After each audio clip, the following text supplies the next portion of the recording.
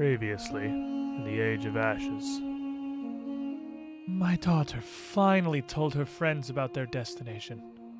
And so, too, did their new ally share his tale. So, my mother's been speaking to me in my dreams. And she's told me of this place.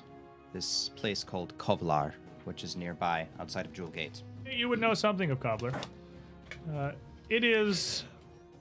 was once one of the great empires for which the Five Kings Mountains gets its name. The very first page is a sketch of a rat band that looks a lot like Raz and a about 8-year-old human child. That's my daughter. And then the Scarlet Tribe, I guess it was, they came along and they took some of the folk from Cypress Point before you guys saved Cypress Point. They took her and a few of the students. And by the time I tracked them to the quarry, there's a few of the students there, but not her. Your daughter's missing? We haven't found her yet. Nope. Well then, of course you're welcome to travel with us. She's your daughter.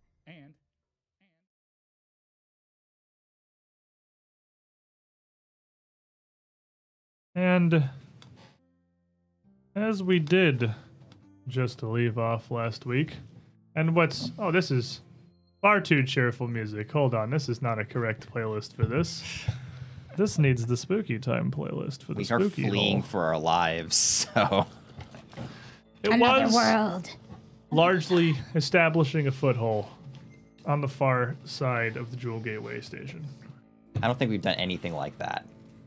What was the goal? That was the we goal. were trying to do. That's true. We left a whole bunch of patches of what seemed to be sentient, like bladed crystals that are just generally angry. Let's put stakes Thus on far, them. we've just run for our lives. We've left an entire purple worm. That's what I'm saying. We just run for our lives. That's all we've done. Kovlar's in Hell World. We hate this place. let's just go to another gate. Screw this place. We're not even there yet. You're not even there. We haven't gotten to Kovlar. It could get so much worse. Could be a city of sentient ghouls. Oh, don't tell me that. I don't want to hear these words. As we had left off last week, we were fleeing. We were fleeing hard from a massive purple worm that almost filled the large cavern in which we'd encountered it. We did what seemed to be a lot of damage to it before it just burrowed back underground out of sight, and we certainly took the opportunity to go to a different place. Mm-hmm. So as we come back in here, our new episode.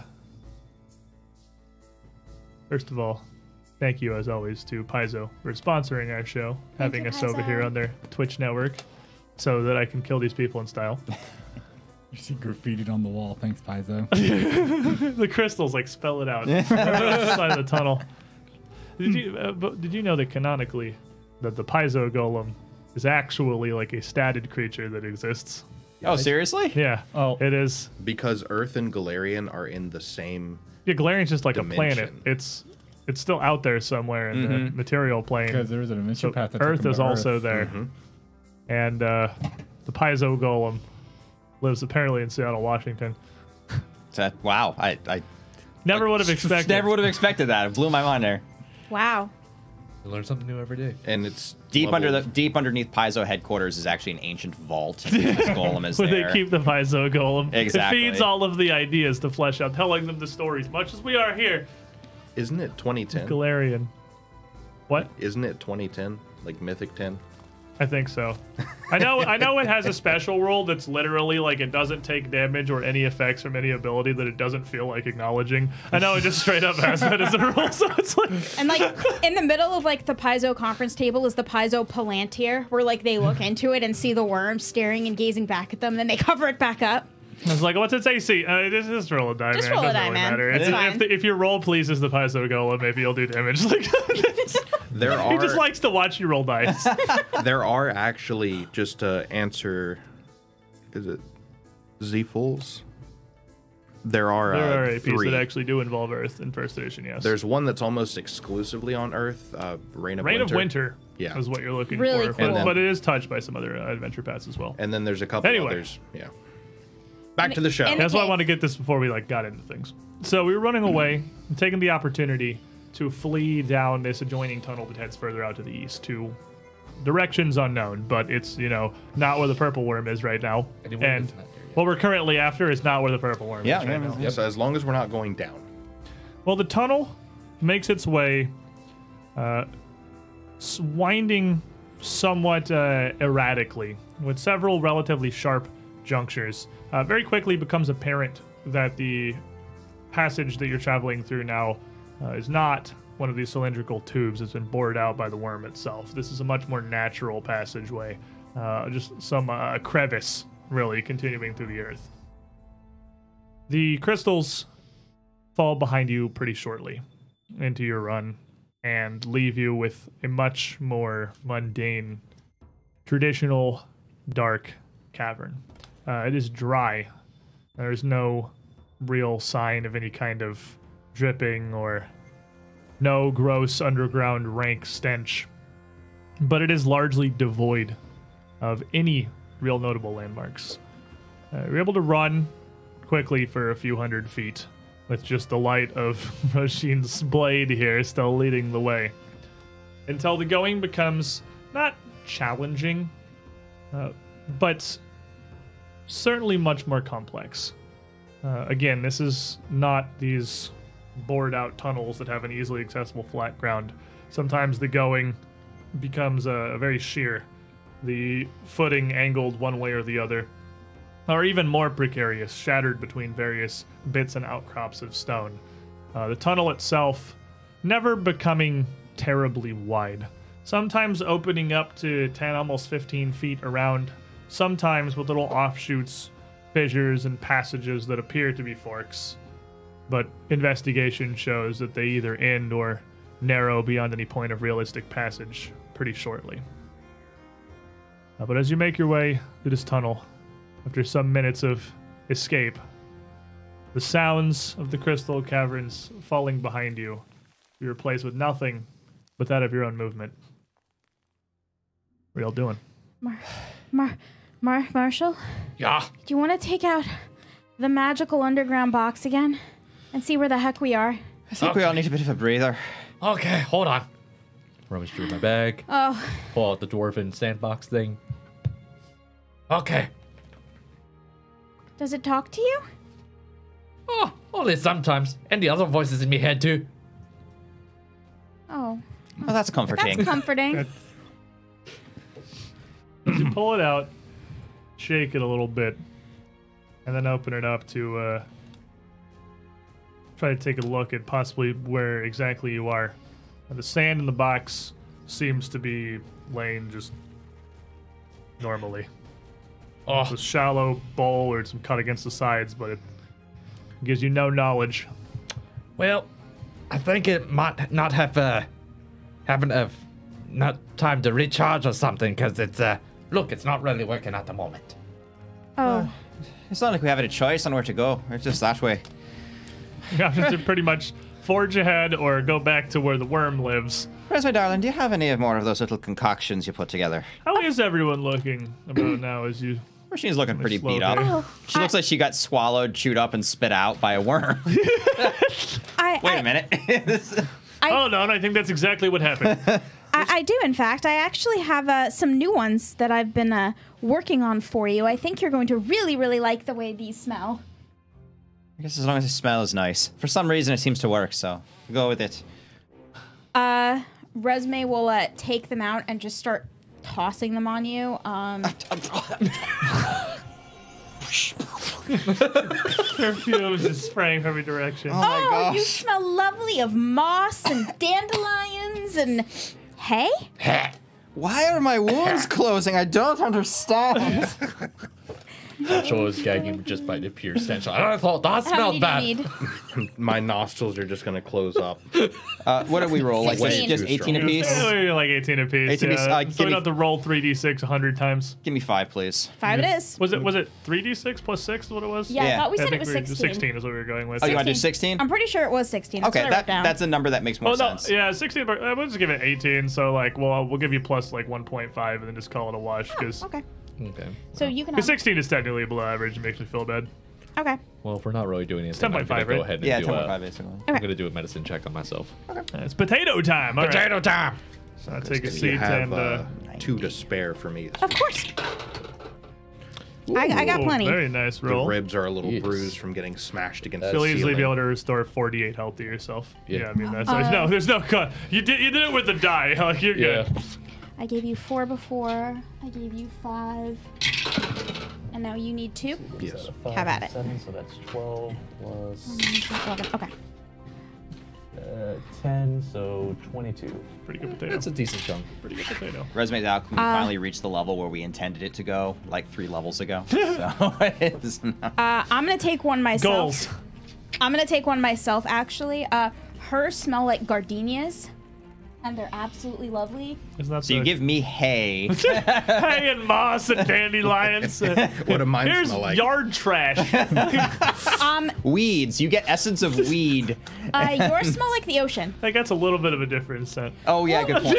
Well, no, it's not a dank cave. You said so yourself. That's fair. It's getting danker by the moment. But here's the thing. I don't know why you all are getting mad at me. It's not like I can control what they smell like. As the magic becomes more powerful, it just kind of warps itself to whatever it thinks should work on you. I don't imagine that's how alchemy works. Trishik, is that how alchemy works? Resme, What?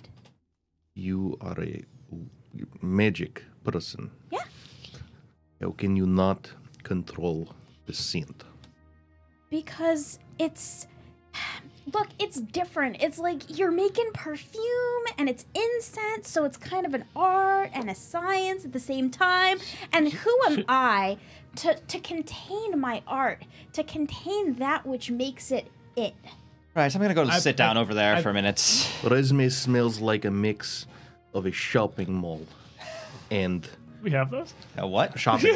A marketplace. A marketplace. bazaar. There you go. A bazaar. There you go. Oh, I bizarre. am bizarre. You're right. And the battlefield. Well, yes. It's do- quite disturbing. I do think it's funny that this does not at all Nope. quell Rashine's Still constant smell scent of death. Hay, dandelion, grass, and blood and You steel. smell Rotting battlefield. You just smell like a battlefield. Not Yeah. fresh battlefield, thank Oh, you. sorry, fresh battlefield. Fresh battlefield. But dear, what do mean, you think about it? Just for the record, I don't control what happens when I grow large. When I was just growing big, at first it was just big, and then next thing you know, I'm, getting runes and having firebeard and stuff. Oh, for the record, I completely control my magic. I'm 100% control. If I want it to go up, it goes up. If I want it to go down, it goes down. Yes. Well, isn't that nice for you? Oh, it's called your magic. Have you studied your own magic? Have you tried? No, I'm born with it. There's not a whole lot I can really do about it. But yes, I have studied it quite a bit, and it's so much more fun to just let it do what it wants. Sounds like a child. Is she a child? I mean, she is I the think she youngest would out be of all much of us. fairly young, physically actually. younger than Marshall and Rashid, yeah. Okay. I think me and you are quite literally the oldest ones in the group.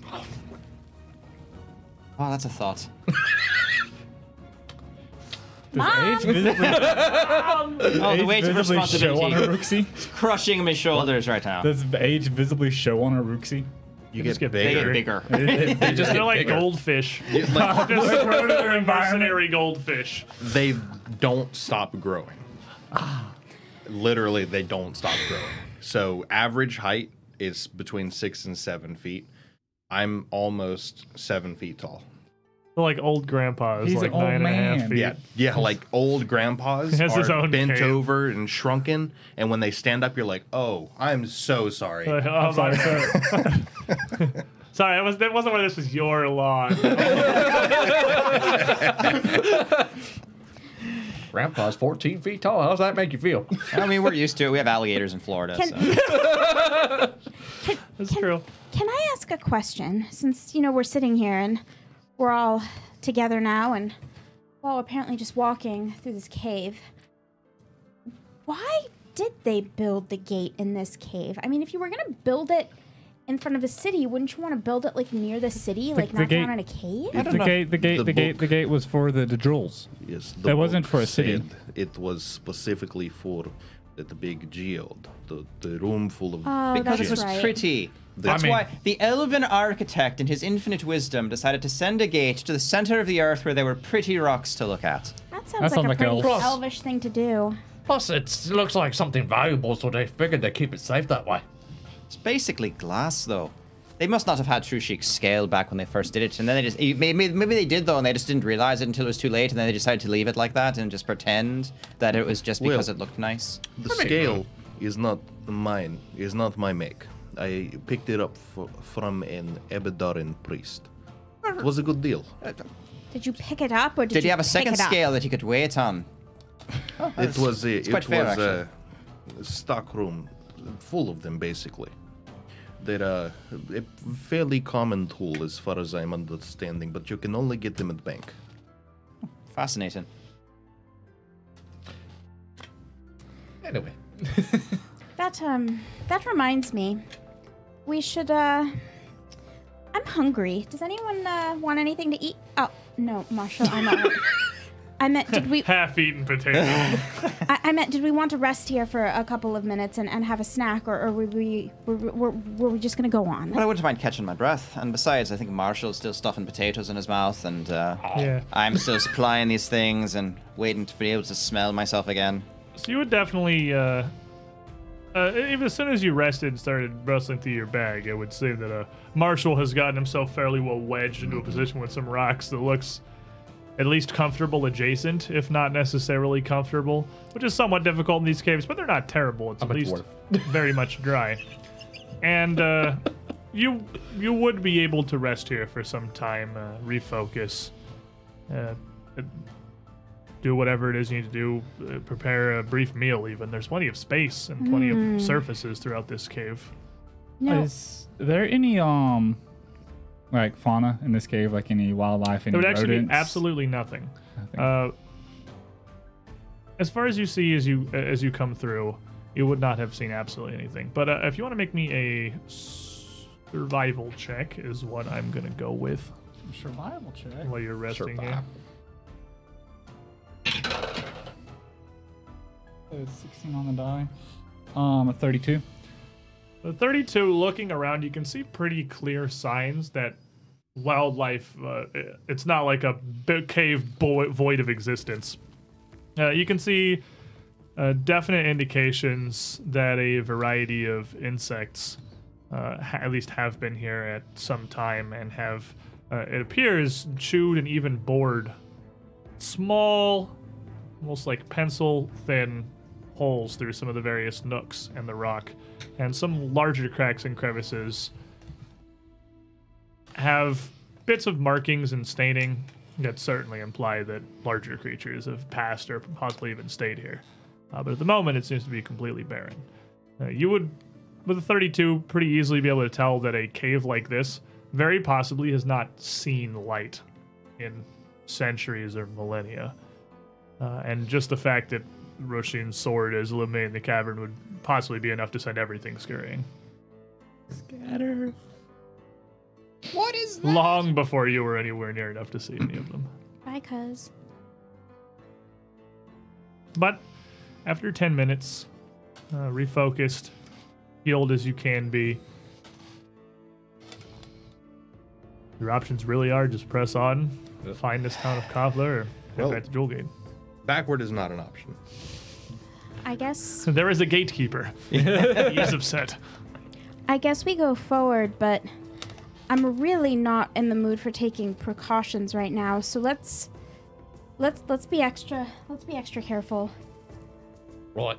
Right. For That taking is a bit precautions. contradictory. Oh, sorry. I meant I'm really not in the mood to get surprised again by a giant purple worm. Let's take some extra precautions. I don't That think makes more sense. that we get to control when it pop up from the ground again. There's not really any precautions we could take about that, except for not being anywhere near it. No, but I think there are some things. I think we should be a little bit more hyper aware. Like expect the unexpected. Like I'll stare into the rock walls particularly hard. And as you come into the chamber with the purple worm originally, it seems apparent to all of you that it must already have been there and you had simply walked in on it.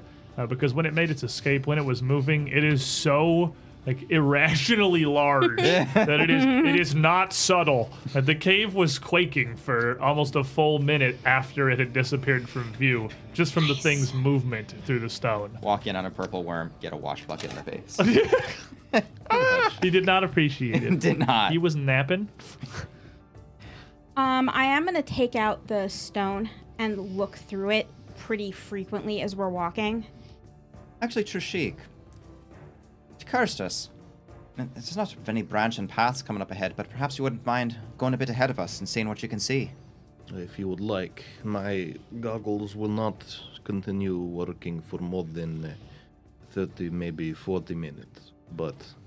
Caution, we might as well take advantage of it while we have it. Oh, they last for what originally? 1 hour. 1 hour? Yeah, I'd say at this point, if you put them on when you got into the caverns, you probably have, like 20 minutes left on them, I think. That's probably right-ish. Well, in the meantime, I'll probably sit up front because I can see in the dark just fine. And I'll have my X-ray in case that worm comes back. All right. Fair enough. It's wide enough, actually, so plenty of room. Some spaces in the caverns would definitely have space for Marshall to reach his full capacity. Some would be a little tighter. It's a cave. It is a cave, yeah. And a natural cave has a wide variety of different situations moving throughout it. But continuing forward, to seek out a little ways ahead. I'll be scouting. Yeah. Are the rest of you like trailing him, or are you just not kind of scouting, waiting for him seeking. to come back? No, we're we'll trail trailing him. him. Okay, I have no idea how long trailing. this cave is. We'll That's trail. fair. He's basically just going to be like, Like, I'm at the edge Yeah. of what you guys can see in the light because I can see much farther. I'll be seeking. Okay. So you're scouting and you're watching Well, back seeking, around not the. scouting. I'm looking with my eyes. Okay. You're looking up ahead. You're looking back by the group. Marshall's always ready to slap something. He's Yep. scouting. Yep. Rasheen. Roshin. At the moment, I'll be recalling knowledge. I'll do that for now. How about you? For the moment, recalling knowledge. We've got some thinkers here. Very hyper aware of your surroundings, whether you're peering into the crevices in the darkness, alert for any kind of attack, whether you're trying to think, find some hint of where you could be, what else could be lurking within. Just for giggles, I want to go ahead and try to cinch direction. That way I know which way is north while we're in here if no one has a compass on them. Okay.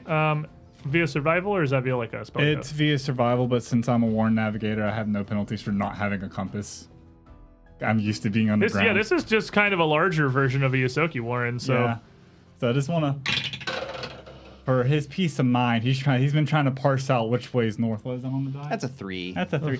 So it's a 19. I mean, with the 19 still, 19 is a Warren Navigator. Like, sense direction is not something that inexplicably becomes harder as you become higher level. However, you have not yet gotten any kind of a frame of reference. Everything about your surroundings and the geography has been stationary and enclosed. So even if you had something as simple as like an underground river or some kind of a flow, anything that could give you the slightest amount of bearing, moss going throughout the caverns could help with that. But right now, with nothing to go on, you could pretty easily keep your bearings relative to the Jewegate exit portal. But relative to the greater world, you're unsure. That's a step to not getting lost. Have I mentioned I really don't like bats? Do you think there are any bats in this cave? It is entirely possible. I like There is a bats. self-contained ecosystem down here. Oh, Who knows? I really don't like bats. One of you knowledge lads wants to give me a nature real quick. I curiously have that. Well, we'll let you roll it while Raz is getting us directions here. That's going to be a 26. So 26, you can certainly put together that, well, that purple worm seems to be fully capable of burrowing around the different places. If it's here and if it was staying here, well, there has to be enough food to sustain a purple worm. Not too far. And it was a big lad. It was big. that means big bats. Big bats. Well, I don't like bats. Well, they might not to be bats per se. They could be all sorts of things, like perhaps Giant spiders. what I was thinking of a city full of people who aren't too terribly cautious about where they live. I don't like spiders either, but I like them better than bats. I like bats. I like rats with wings. I know, And that's little what I was snub going to noses. say. I'm not surprised. And pig noses. Just stop! No! Ew! We're on the ground, so I would expect giant centipedes or something, maybe. Oh, I that's a don't like relief. centipedes. Giant centipedes are very common in Galarian as well. I don't think I've seen a level 1 arc without some. So everywhere, whether it's an abandoned basement, an asylum, a cave, goblin warren, a giant centipedes everywhere you Well, look. Galorian's not a nice place to live.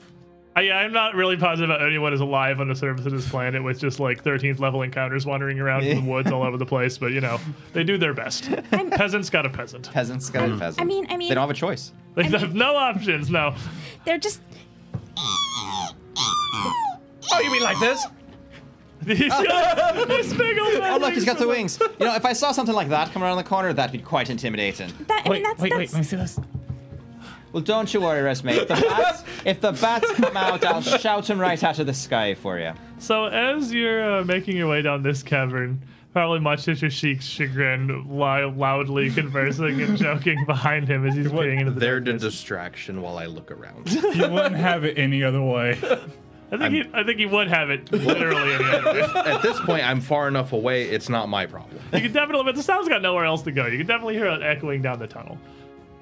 You reach a point where there is a bit of a minor uphill climb. Not so much that the tunnel really curves, but there is an obstruction that you're pretty easily able to maneuver up and around. I'll just keep walking like normal and it just... And as you get up, no perception check needed, you can start to hear a continuous, almost rolling thunder coming from up ahead of you. At the top of this obstacle, this strange chunk of cavern, the cave seems to widen up a decent ways. And out ahead of you, you can see it opens into a very wide, maybe a couple 100 feet across, open expanse that only rises to an overhead of maybe 40 or 45 feet. The area is the first sign of any real life or habitation you've seen, as it is strewn about with what look to be ancient stone buildings. Looks like it was a small settlement of some kind that was well constructed, but has long since fallen to ruin.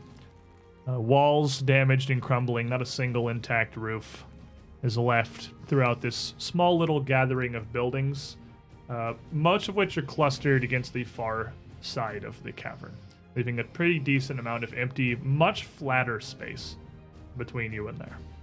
Is this difficult for anyone else to climb? No, it's gonna take them a minute. Like, it might take them a sec to get up, but it's not even like requires a climb check. It's just like takes a little finessing to get up. Well then, It's not worth like rolling for kind of thing. back down towards everybody, I'll say, it's possible we have found the location. I don't know what we're looking for. But Bats! No, we're not looking for bats. There's a dwarven city named Kovlar. I do That's not all I know see about it. big letters anywhere. Could be place, could be ruins. Are there dwarves there? Do I see people? I don't see anybody. It seems unlikely that any sane person would choose to live in a town in this state. Well, Raz, weren't you saying something about this place? It being run down or that? Kovlar. I don't remember Kovlar being run down. I thought that was still You remember Saggorak being run down, Yeah, which is the- like the Kovlar was just grander- kind of like a little thing. the on grander edge of kingdom Saggorak. Kovlar was part of was run down, but Kovlar is still functioning, I believe. Perhaps this is one of the outlying settlements. I wonder how long ago. We could at least take some shelter there, perhaps, if we need to. Ooh, that's interesting. We could look at the evidence of a lost civilization. Maybe find bats. Why are you being mean? I don't like them. They have claws on their wings. That's not natural. All of you would also hear this thunderous, sound as you ascended up, and those you, Marshall, with dark vision, would also easily be able to see what does look like it was a dwarven settlement. I just kind of grip my axe a little bit tighter and just. The light from your sword definitely does not extend far enough to allow you, or even those of you with low light vision, to really see much of this settlement. I'm Where's the clicking on city? my dark vision. And with that, you'd be able to see it. Because as I'm well. seeking, so it might be a Shielding good his idea. eyes from the light. I don't see anything. Oh, Do you not have dark I vision? have low light. You Silky don't have dark vision. Nope. Wow. Lizard Okay. folks don't even have Yeah, I low mean, light. they actually did really roll it back in second edition, so it's not like, lol, everyone but humans has dark vision. So it's I'm okay with that, but it's surprising that like the rats that live in an underground cave network don't have dark vision. They have to bring little torches with They them. have Little little candles. Little rat torches. Little candles. You know, take candle. Well, I would imagine that a rat warren would be a lot like a beaver dam, where light still gets in. I guess, yeah. I guess it's not as like underground complex as I thought. It's more like almost built like a up. kobold lair, Yeah. like it's sort of surface level. And they are, actually civilized people. They do have light sources. Yeah, I mean, yeah, they do. I've seen the main picture of the rat folk in the APG that added them has like the fanciest freaking dress. Oh, the long and a little snouts? fan. Yeah. I love the long snouts. So they are very civilized. But I mean, I just still assumed because war and civilization or no, I just kind of figured they had dark vision. So yeah, you two wouldn't be able to see it, but with your dark vision thing on and your goggles still, you can see your vision starting to pull in a little bit as the magic's starting to fade out of them. Marshall has no problem. You can see the outlying settlements. Do I? Well, actually, I don't think I would recognize it. I would probably hear about it just from being, dwarven and mercenary and everything else, probably, right? Yeah, looking down at this area and having grown up in the Five Kings Mountains, I mean, it would be recognizable architecture. Yeah. What city it is specifically, you can't what have been, you can't tell, but it's definitely dwarven make. And it's not like they build exactly the same buildings humans build on the surface, just underground. It's a different life with a very different style. Gotcha. So I'm kind of just looking around, going, "Oh, so this is what my cousin was talking about. Oh, it's a little bigger than I remember." Your cousin live here at some point. Yeah. Yeah. He was my older cousin. He's the one that convinced me to join the Dwarven army. And he was stationed out here for a little bit, and that was about 20 years ago. Looks like the assignment didn't go terribly well in the long run. Shh. What is that noise? It sounds like thunder. Why would it sound like thunder? Water, perhaps. It could be another big worm, perhaps. Shh. Now, Let me notably, the listen. cave does not seem to be moving at all. There's no actual rumbling that you can feel. But Seekers, why don't you roll me a perception check really quick? 31.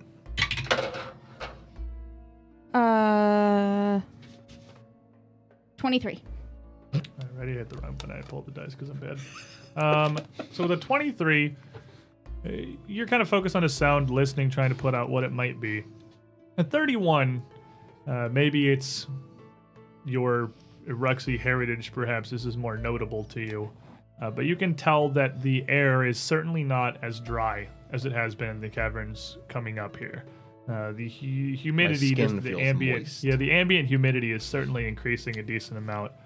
And it's very possible it is in fact water that you're hearing rushing. It could be underwater spring, perhaps. The air feels slightly wetter here. Is it warm? Just a little warmer? I guess that means we could be moving in the right direction. Temperature would probably be about the same. Well, no one goes and builds a settlement in an area where there's no water. That's should true be as true enough. down here as it is up on the surface. Tell that to the Osirians. Interesting They went out of their point. way to do that. I think that I actually don't know too much about Syrian. I suppose they must have water in there somewhere. No. They bring it. That doesn't make a bit of sense. Most of the things they do not. Maybe they like the work. Yeah, I think they like the work. Some people like the work.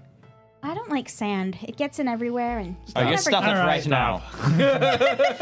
So We all just walk away. everyone just leaves, push it back down, and the four-man party goes on. So You tell the worm that joke. as you continue outward, Oh, he'll eat it up. I love it. that was actually pretty That good. was fun. That was legit. I can't be mad about that one. That was actually pretty good. I am, but I can't really be that mad. You get a rat for your joke. Take the Don't grab rat. him by the face. What are you doing? I grabbed him rat. by the shoulders.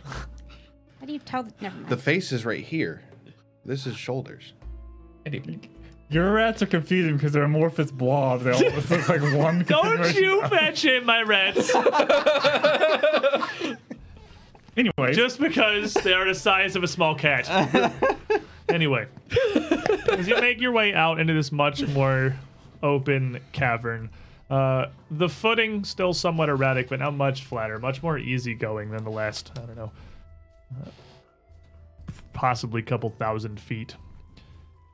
The light of your sword makes very clear how exposed you are, especially to you two, who can't see super far. You, Raz, with your low light vision, would be able to make out the ceiling of the cavern.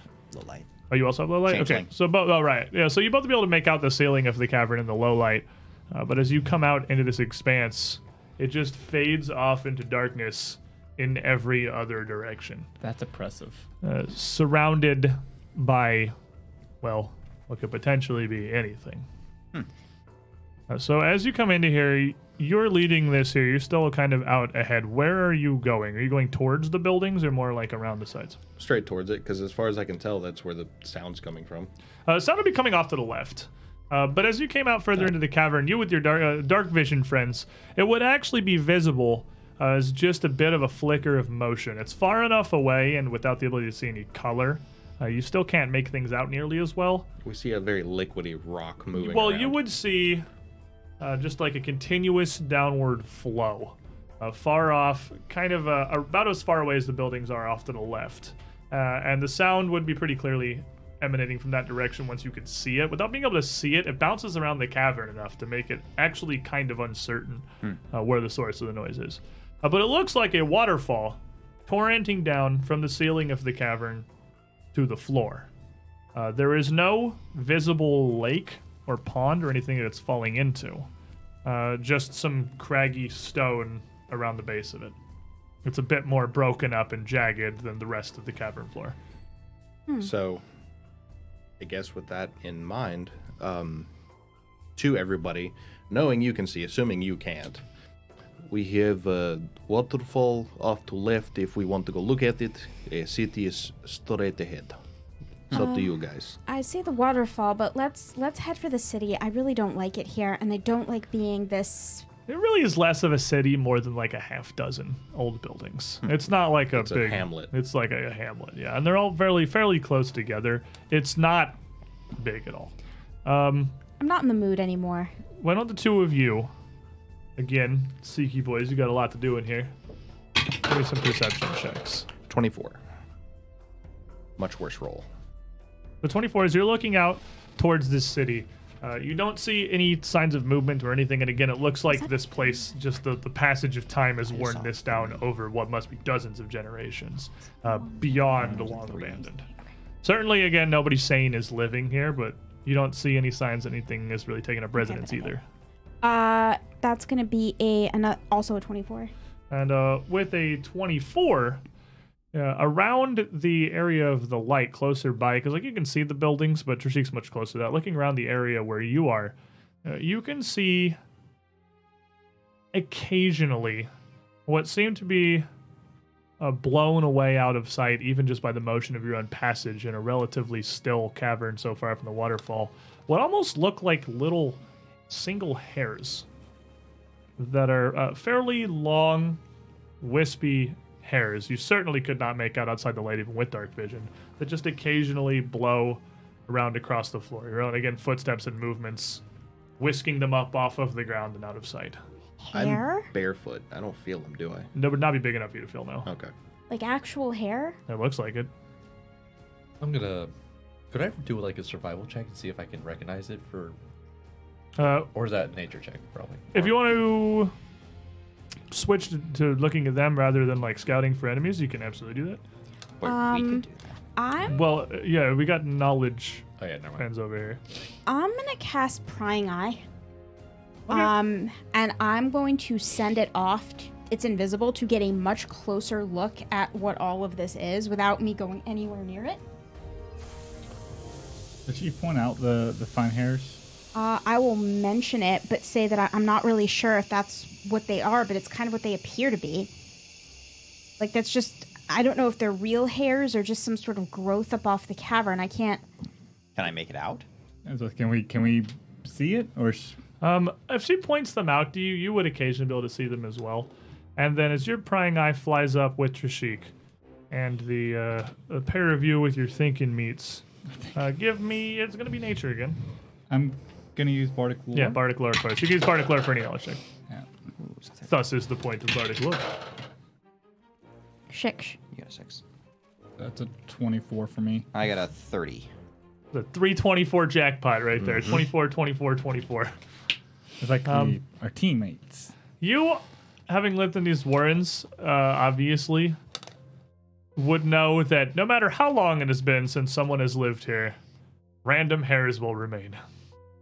As I can attest to by still finding the hairs of my parents' dog on my clothes occasionally, many, many years after I have moved across the entire country from them.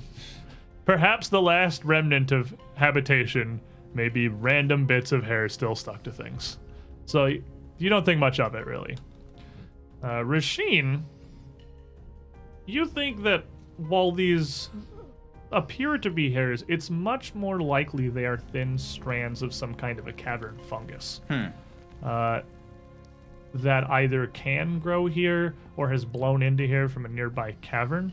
But it is actually pretty frequent for a lot of fungi, especially deep underground, to manifest more as these like wispy strings, almost like cloud or cotton-like than a traditional kind of mushroom or something.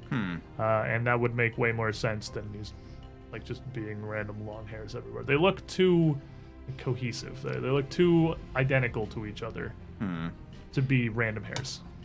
These are all strangely exactly the same length. Yes. Perhaps. No, it looks like a growth down here. It's not a. Well, we are getting closer to water.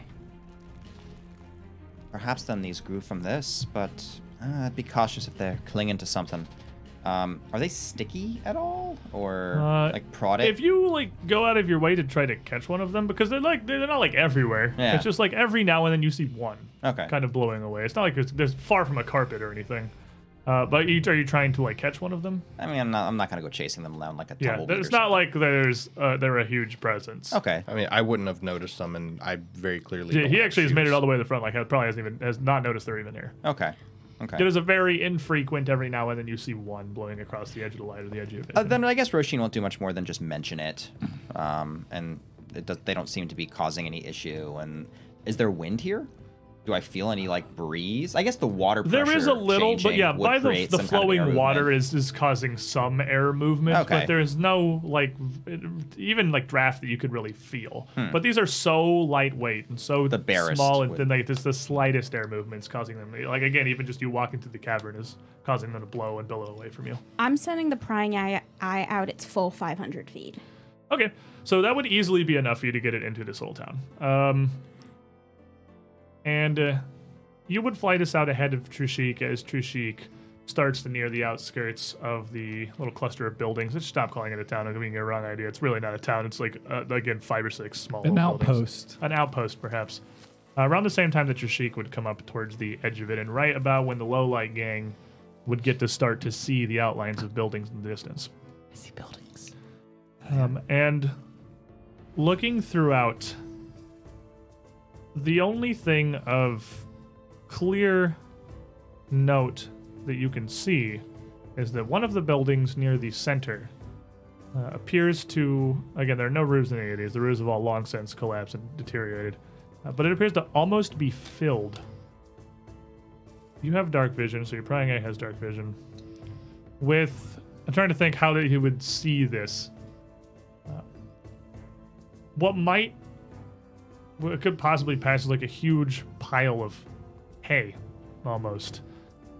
Filling up like a massive slope, going up to a mostly intact wall about 5 to 7 feet high.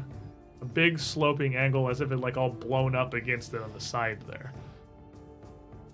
Give me a perception check, because you seeing this from above with your flying prying eye is the only real reason you can get a good view of it.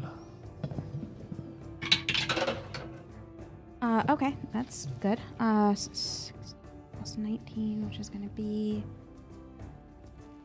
35. With a 35, you can certainly notice that this is not any kind of hay or grass or anything. It is certainly webbing. Webbing that looks like it was laying by a spider so massive to make the individual strands of webbing appear like a hay bale.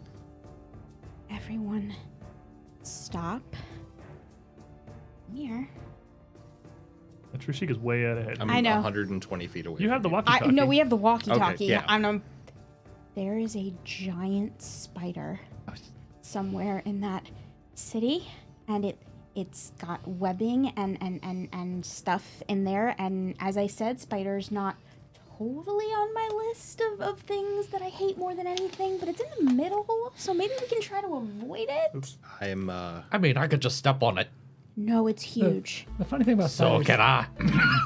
the funny thing about spiders, I think, is I noticed the bigger they get, the less creepy they are. They just get scary. I don't quite I follow. don't think that's how small that works. small spiders are just creepy, and big spiders are scary because then they just kill you. Maybe we. Thank you for that really cheerful thought. And I thought I was bad at pep talks. Can we just go around, Trishik? Can we go around? If there's nothing of value that you can see in there, and I don't want to go in there. There's spiders in there. No. Let's just go around. Can we go I around? mean, the prying eye can't like get into things. You can, you would be able to see that these buildings are full of little bits of piles of rubble, half collapsed rooms. But can we get through by going around the city? It rather is than pretty much up against the backside of the cavern. So the only visible way that could possibly go in and out of this city is wherever the waterfall is coming from, but you would be trying to go up through a ceiling 50 feet above you that a waterfall is coming through. I could probably do that. Wouldn't be fun. It'd be very wet.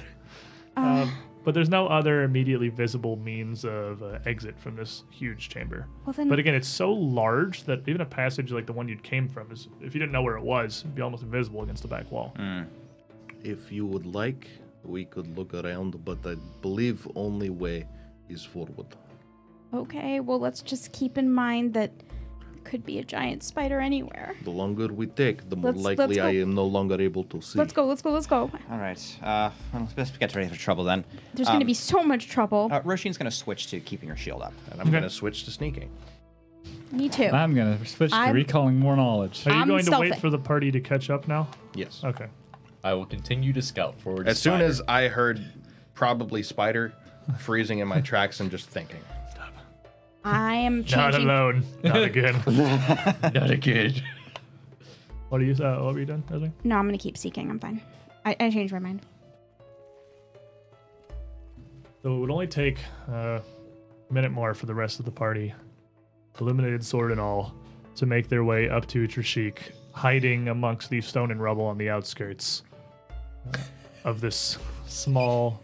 Well, what safety animals? Protect you from the spiders.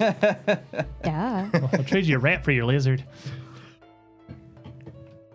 Along the edge, along the edge of this outpost, your light flickers through the bottom halves of collapsed windows and walls in various states of deterioration, still leaving passages between the buildings, still leaving what were once possibly roads, now with the heaped rubble and stone, more akin to alleyways, maybe 10 feet across.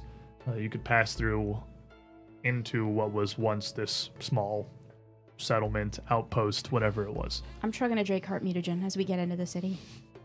Is anybody else making any preparations here? Just holding the shield is Yeah. basically all I got. Shield, Oh, and man. you're sneaking now with the party. I can't do compositions yet going into battle. That's bard feat later on. Oh, is it? Because they're it's cantrips. I can turn. It's it makes it where I can use compositions as exploration action. Because you can use a cantrip as that's like a default exploration activity is to repeat a cantrip. There's a feat specifically for composition cantrips. Huh. Yep. So, like, So Is that it way for- that way they're active when the battle starts, so you don't have to go first. Maybe that's just because you can't do this forever because the composition cantrip or any cantrip that you're repeating is kind of tiring, so you can only do it for a maximum of like 10 minutes or so before you have to stop or you get fatigued. So maybe it's so that just kicks in regardless. But like, there is a default exploration activity that is repeat a spell. Yeah. So if you have a like cantrip that doesn't cost you anything to use that you can just use indefinitely, your exploration activity can be singing to the party. La. It's a giant spider. We're gonna kill the spider. Let's kill the spider. Marshall's joining you in song. Gonna crush the spider. Gonna crush the spider. Marshall's courage is inspired. Gonna get the spider. But recalling knowledge. Not composition canon? Nah. Recalling knowledge. Okay. So as the group of you make your way in here, it does become much more evident. The clear signs of what is either a truly enormous spider or perhaps a colony of just relatively enormous spiders that have Slightly smaller Slightly spiders. bits and strands of webbing throughout the area. Windowsills that have been drawn across that you can just glisten in the light from your sword, clearly betraying the, well, more unsafe than it would immediately appear surfaces. Climbing through them could very possibly lead to anyone getting stuck there. You stick to the roads, which seem to be more clear. And as you get in the center of this small cluster, looking through windows, looking for anything of value, you I don't think we're looking for value. We're looking Yeah, for anything I- that's spiders. going We're to looking eat for you. not spiders. Or purple worms. You hear a massive clattering. What sounds like dagger tips tapping against the surface of stone. Somewhat rhythmic, but out of unison and out of order. I kind of wave my fist up. Hold it. As horrifying as that sounds, Rash just says, I wonder if that's what the giant worm eats. And the group of you come around. Oh, these tokens not vision by default. 1 second. Why you no keep vision check mark when I copy paste you? There we go. Come around into a corner here. I'll put this on screen in a second. I'm just trying to finagle. It's pretty accurate. Yeah. Ah! That is a big spooter. Where you can see a very massive spider crest the corner of the building that you would be passing by here in a moment. And this thing is gargantuan. It has a very circular head, almost a face, dotted with just numerous irregularly spaced eyes glinting red in the light of your spell. Massive purple thorax and abdomen billowing out behind that that drapes back behind the wall. And this thing's enormous legs clack like steel on stone as it climbs very slowly up over the wall. It's almost odd. It clearly sees you. You clearly see it. But it's not darting over the wall, ambushing down towards the group of you. It's just pulling itself up and looking. Like that almost, yeah. And he is a I don't like it. and truly unsettling Yeah. Oh, man. creature. That Ugh, is some artwork. that's gross. Do you think he can't see us? I want you guys. Positive it sees. As he comes up over, the head is faced down towards the group of you, and as you ask, it twitches a little bit to refocus towards Rasheen. I want you guys probably to roll me some initiative. Also battle cry. Also, Maybe we can intimidate it. Screaming at it. Maybe. Start with a big scream. Okay. Okay, I'll roll for screams. Oh, that's actually a pretty big scream. Slightly wrong. It worked That's out for simplicity. I wanted to just remove. And I borrow this for my battle cry. Battle cry. It might do something. You never know. There we go.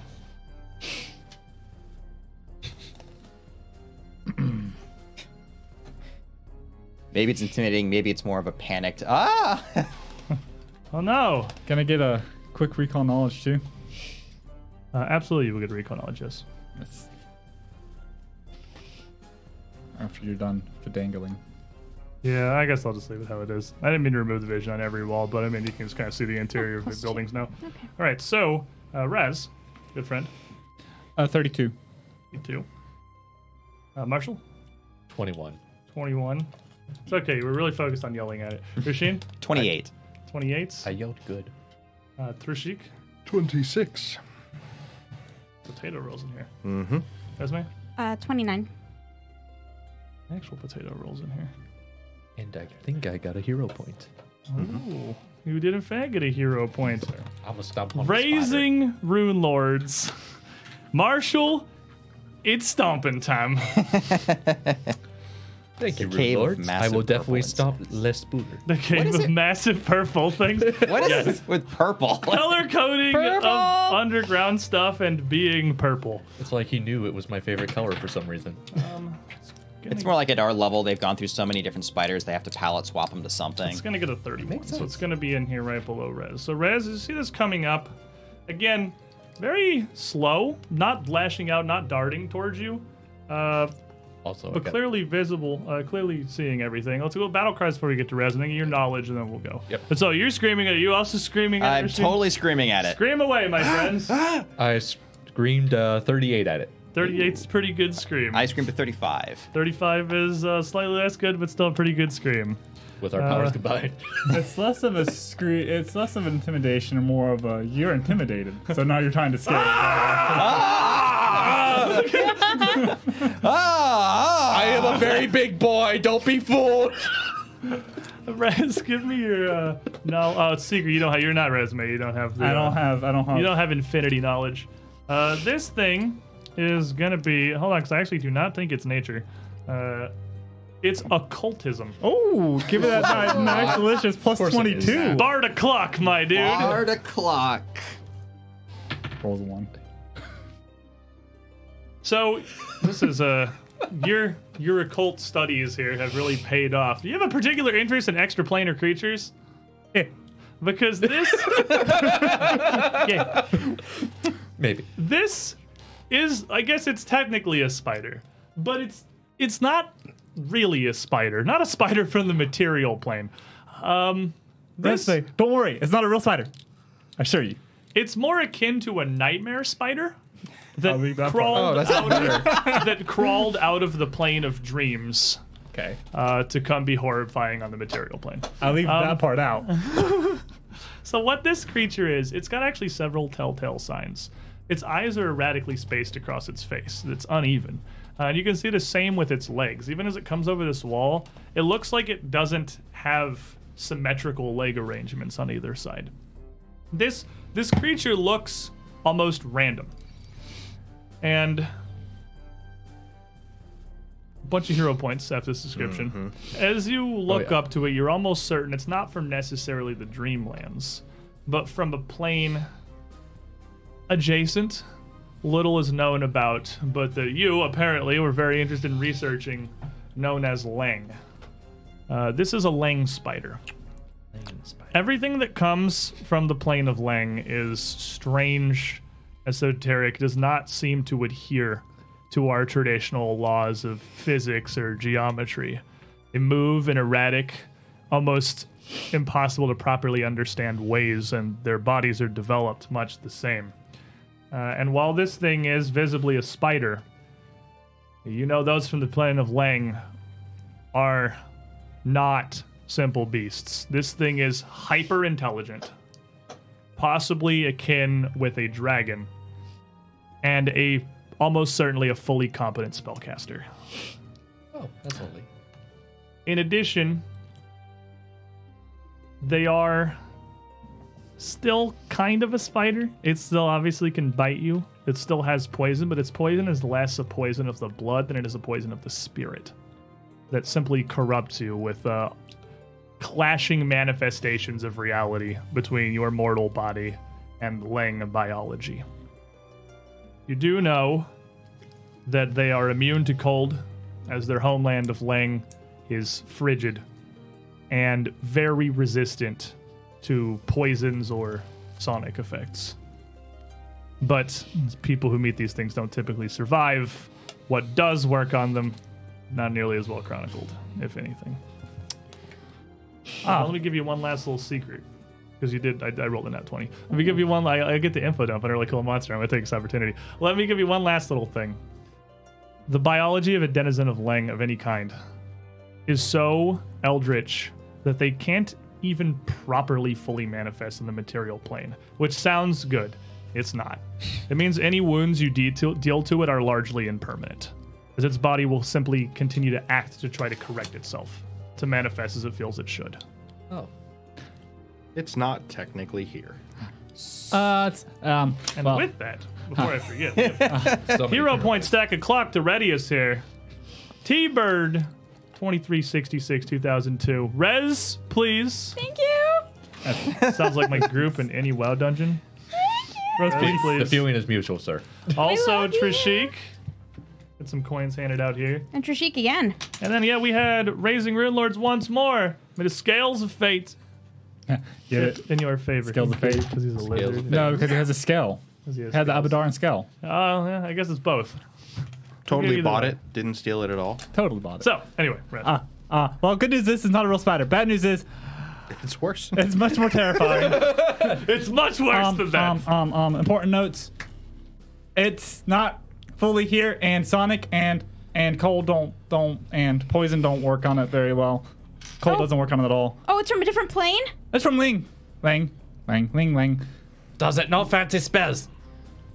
It's very smart. This is like one brief. Yeah, it's very smart- fast. And he just looks up and just like says hi in like 26 different languages. Please don't kill me. Stop. Is that your turn? That's gonna be how many actions is that gonna be? To say hi in Recall, every you were language. recalling knowledge when you came in the fight, so that's Yeah. nothing. You're quick.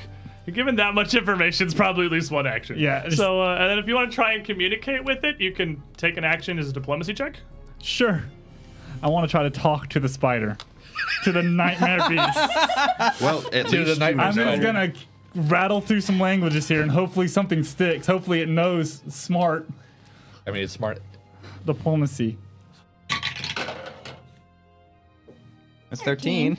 So for a total of a 22. So 22 is you try to ratchet Or through. 32. I was about to 32, say that. 32, racing through all the languages you can think of, trying to greet this spider and ask it to not eat you and your friends. Spider just goes, but it's opposite day. It's always opposite day on Lang. It's always opposite day. One action left, probably.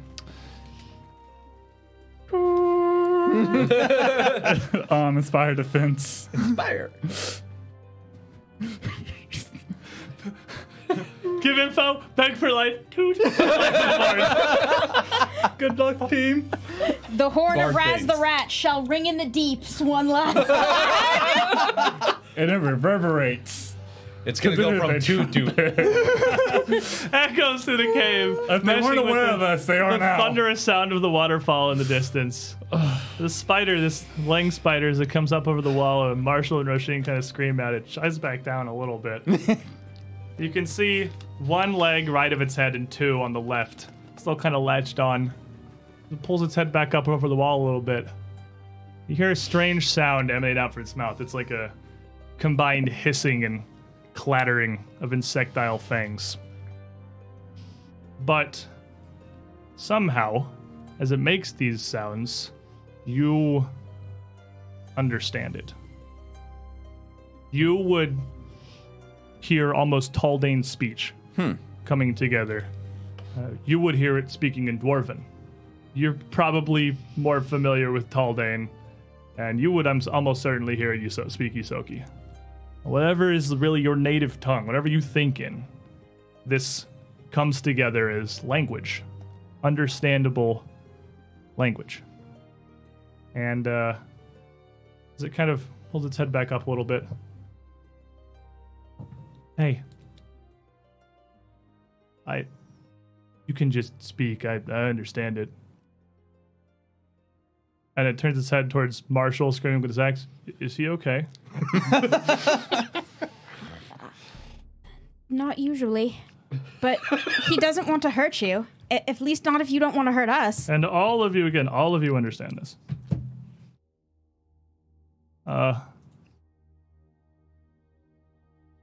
No, I was just gonna tell you shouldn't keep walking down the street. We'll have a bunch of web snares through there for catching things that come out. Bring the walls down if you step on them wrong. You should probably go around. Oh, thank you. We shall. I have to not trust this. What happened to this town? I don't know, man. Is it just a perception check to see if something's lying? This is a perception check, yeah. As he kind of yelled, he's like, I don't know, man. Haven't really seen anyone come through here. Well, forever. Really? I really don't trust this thing. I feel like it's telling us to walk into the trap. How could you not trust that face? Look at him, he's adorable. If I may ask, how long is a while? 33. 33. It's almost impossible to read this thing. It has no facial expressions or emotion, really. It's just kind of hanging there. The thing's clearly massive on the other side of the wall, but it doesn't seem deceptive. It's using a tactic that I would use of like, hey, I put the traps there. This way is good. You guys are fine. I'm waiting Take for this someone else. antidote. It will kill Yeah, you. exactly. He looks over to Marshall. I don't know. I'm not super up with how Rockwalkers keep time. You keep time. You have days, right? You measure it by your rock's movement. Well, yes.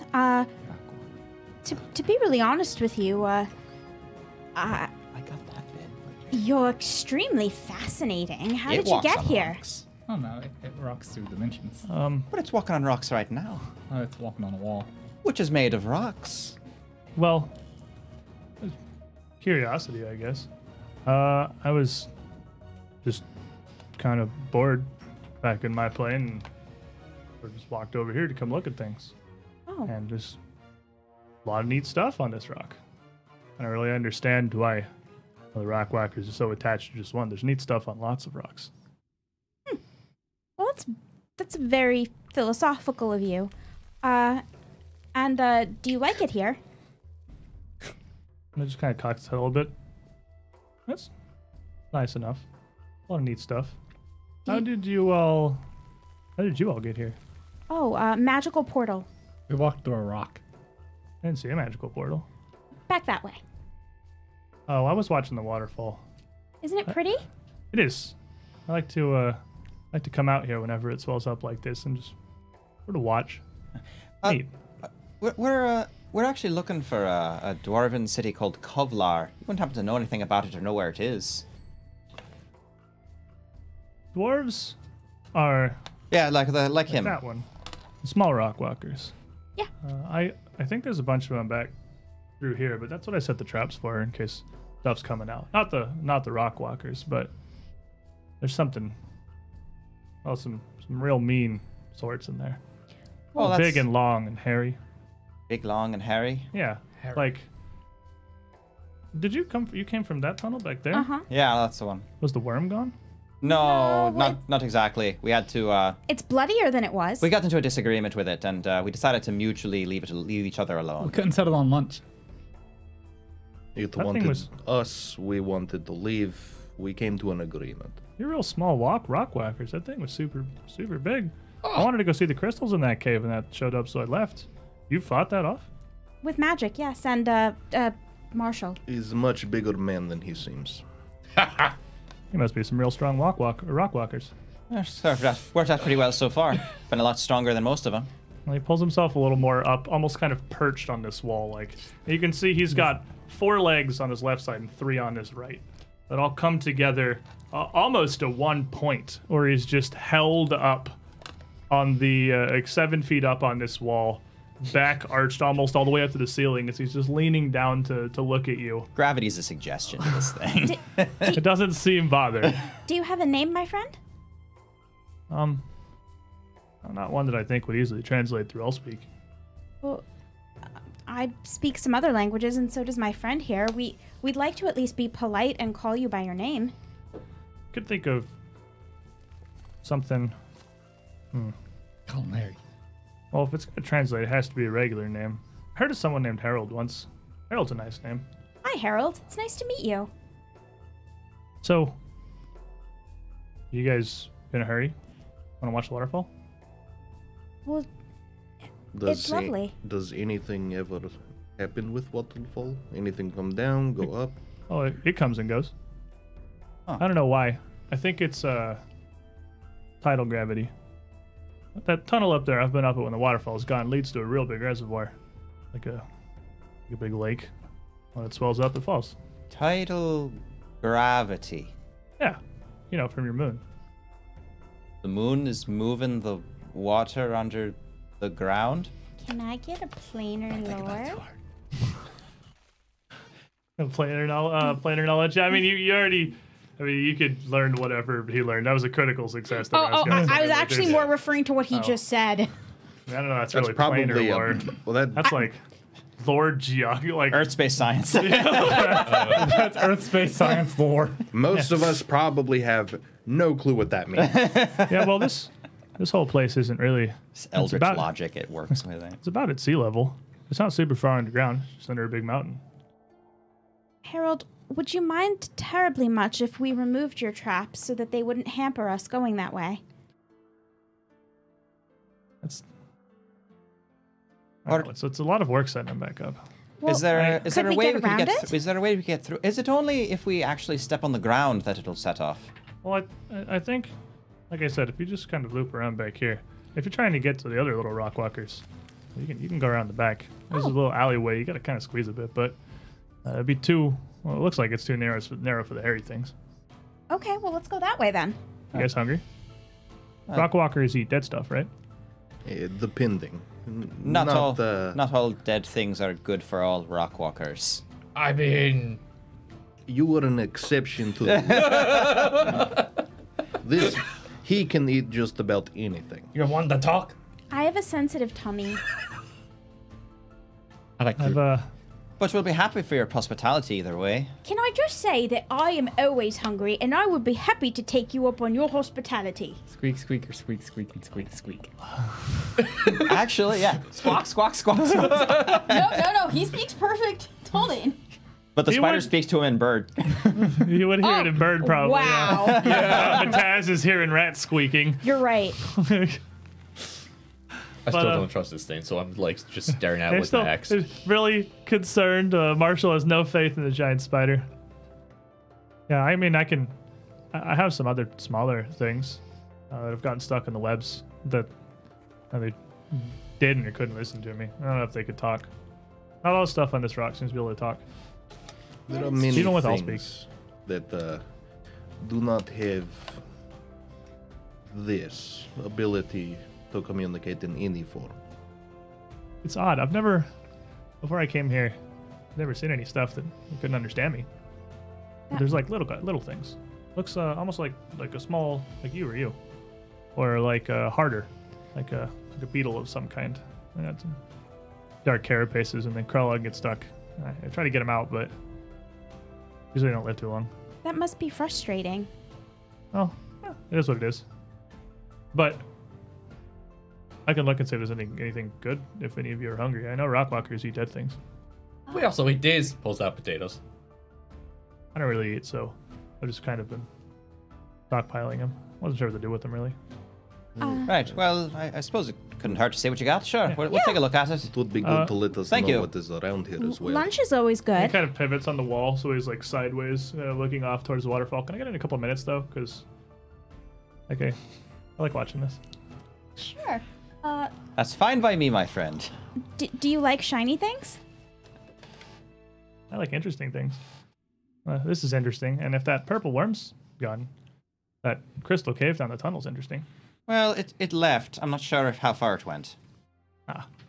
It Well, I appreciate the heads up. it will likely not come back for a few days. We left it in poor condition. It's okay. It's interesting, but not that bothered. He's like turned away from you at this point now, looking entirely out towards this waterfall coming down. It straight up just has an odd number of legs, It right? does. It has 7 Yeah. legs. I think it actually does in the picture too. Yeah, it actually does in the picture. You can see it's got 4 on one side, 3 on the other. It's I'm not worse. keeping my eyes are not leaving this thing at all. At this point, yeah, it's like It's actually just kind of turned entirely away from you now. It's just watching the waterfall, just kind of sitting on this wall, still perched, all of its legs almost together on one point. Well, it looks like it should reasonably be a difficult balance, but it looks like it's just set there. We'll give it like 5 minutes of just sitting there and we'll just watch the waterfall with him.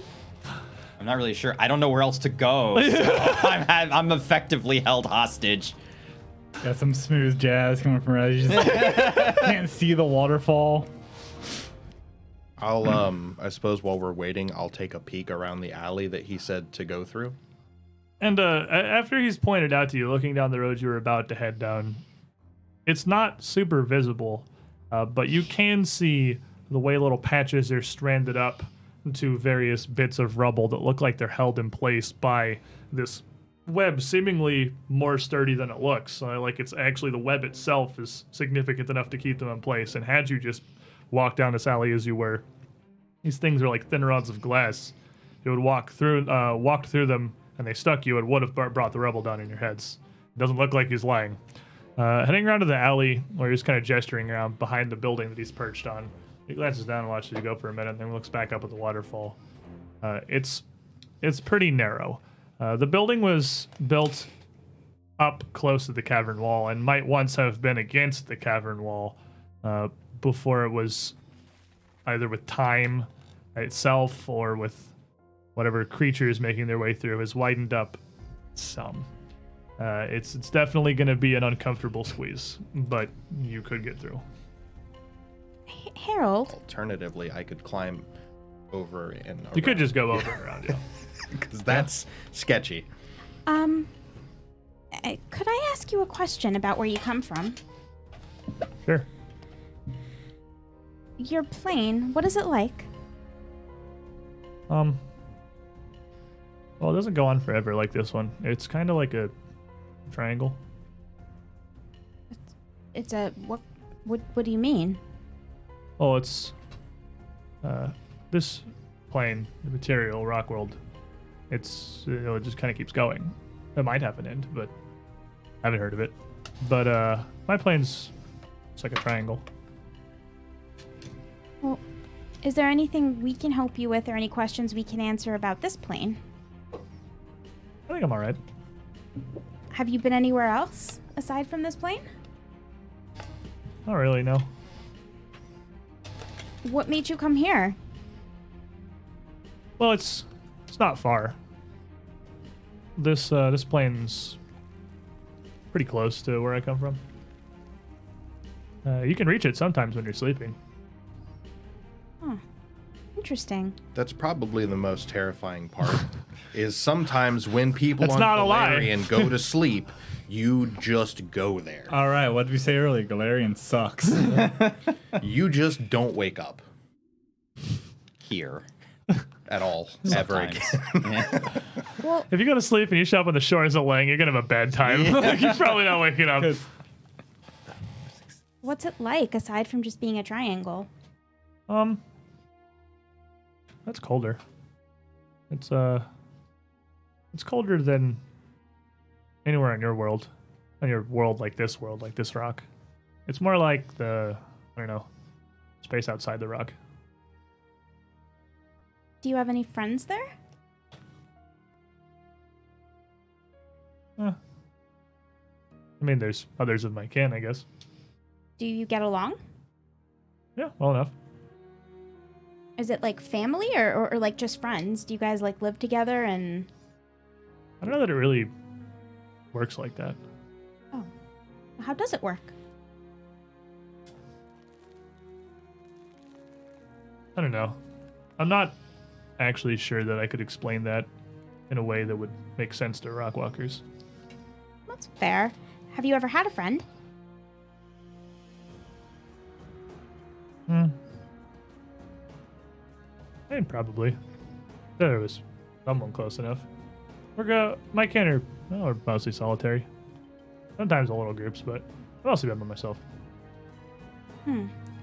Well, we're going to be here in Kovlar for a little while, but if you wanted to chat or you got bored or something, we could, come back and have dinner with you every once in a while and maybe chat and catch up. Are you trying to get the spider to sign the Heroes of Breachill contract? Well, no, I'm trying to be his friend. He seems lonely. I just Alright. pick up resume by back of her collar. Lassie. No. Harold. But No. But Harold seems like a very nice person. I'm not trying to be rude or anything. I just really want to watch this waterfall. Oh. Okay. Come on. Leave him alone. Well, it was really nice meeting you, And Harold. as you are waiting for a few minutes, it doesn't immediately like show any real signs of changing. It's just a waterfall I running guess- through the cavern. I guess we should just go, but maybe we should come back and try to socialize with him a little. Well, now wait a minute. No. He said he was going to go and show us things, and he had presents for us. We should really accept them. That's true. I mean, And I just besides, don't want to I'm- inconvenience He's him. telling me this waterfall stops eventually sometimes because of tidal gravity. I'm just curious to see it. I've never seen a waterfall just stop flowing unless the water runs out. I don't even know what that means. Well, it's like if you're filling a cup and you put too much water in it and it goes over the side. Sure. I mean, that's pretty much what happens. Like, the water on your rock's always moving, even if it doesn't look like it is. The way your rock is moving. Oh. Well, the rock doesn't move, but the water on it does all the time. He means low tide and high tide on the boats. like but- on a beach? But this is underground. There's no I don't- ocean here. I don't know how it's working here. But Well, it's attached to an ocean. Oh, I imagine would somewhere on the explain surface. how I it is working I suppose here. that makes sense then. I hadn't thought of it that way. I haven't Strange gone- to think of a reservoir going to the ocean. I haven't gone quite that far, so I don't know. I don't know really how well your rock works, but it's interesting. Oh, if you go back to the crystal place, some of those crystals actually, they're a Bite. bit pointy, and they'll actually come after you if you get too close to them. They take pretty bad too. They won't chase you or anything, but they'll get sharper. If So you you have to stay be just admire them from a distance. If you stay on the ceiling, they won't bother you. Oh yes, that's quite true. That's quite true. Huh. That's weird. Okay. It's almost like they know you're standing there. Very interesting. Well, they were very interesting when they were moving. Yeah, a lot of colors. That's true. Are there colors in your home? Is like here or different? That's something I guess you'd have to see, I suppose. It's similar. That's a little different. I suppose. Light doesn't work the same way Yes. when a world has a defined boundary.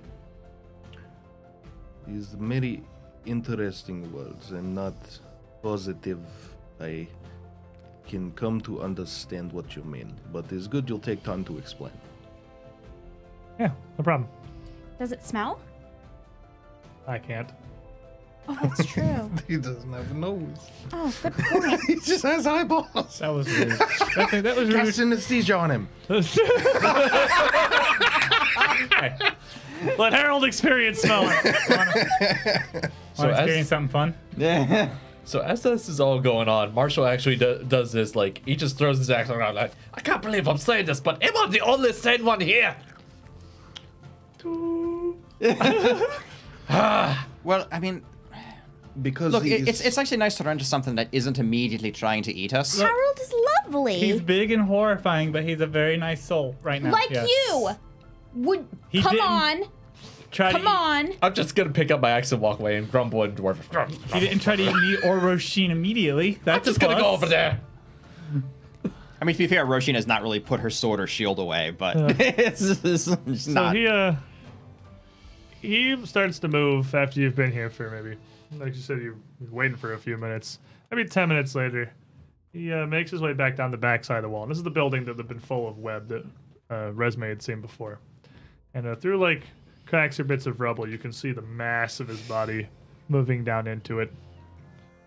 And he comes back up with a leg curled around something. It looks like a furry animal, maybe 2-ish feet long. Somewhat akin, perhaps, to like the rats from Citadel Altarian. But it looks a little bit off. Its face is much more flat and square instead of having a protrusive snout. And its teeth almost wrap back down to its own chest. It's clearly dead, kind of curled up, but he has it held in one leg as he comes back up over the wall and pulls his body over, reaches this leg all the way down from the top of this wall to the floor, and lays that whole thing there. That's, you're hungry.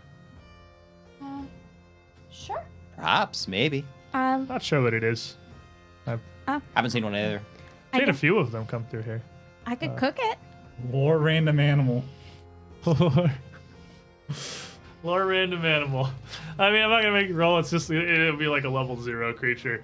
These things are more moles than rats that have been adapted to living much further beneath the surface. It's a naked mole rat. It's a furry naked mole rat, so I guess just a mole rat. With the naked mole rat with clothes. But yeah, it's got a very squished face, but its entire body and most of its skeleton actually can not quite unhinge like a snake's jaw, but something sort of similar. They can compress pretty well to fit through very tight spaces to move around because they're not quite strong enough to chew their way through rocks.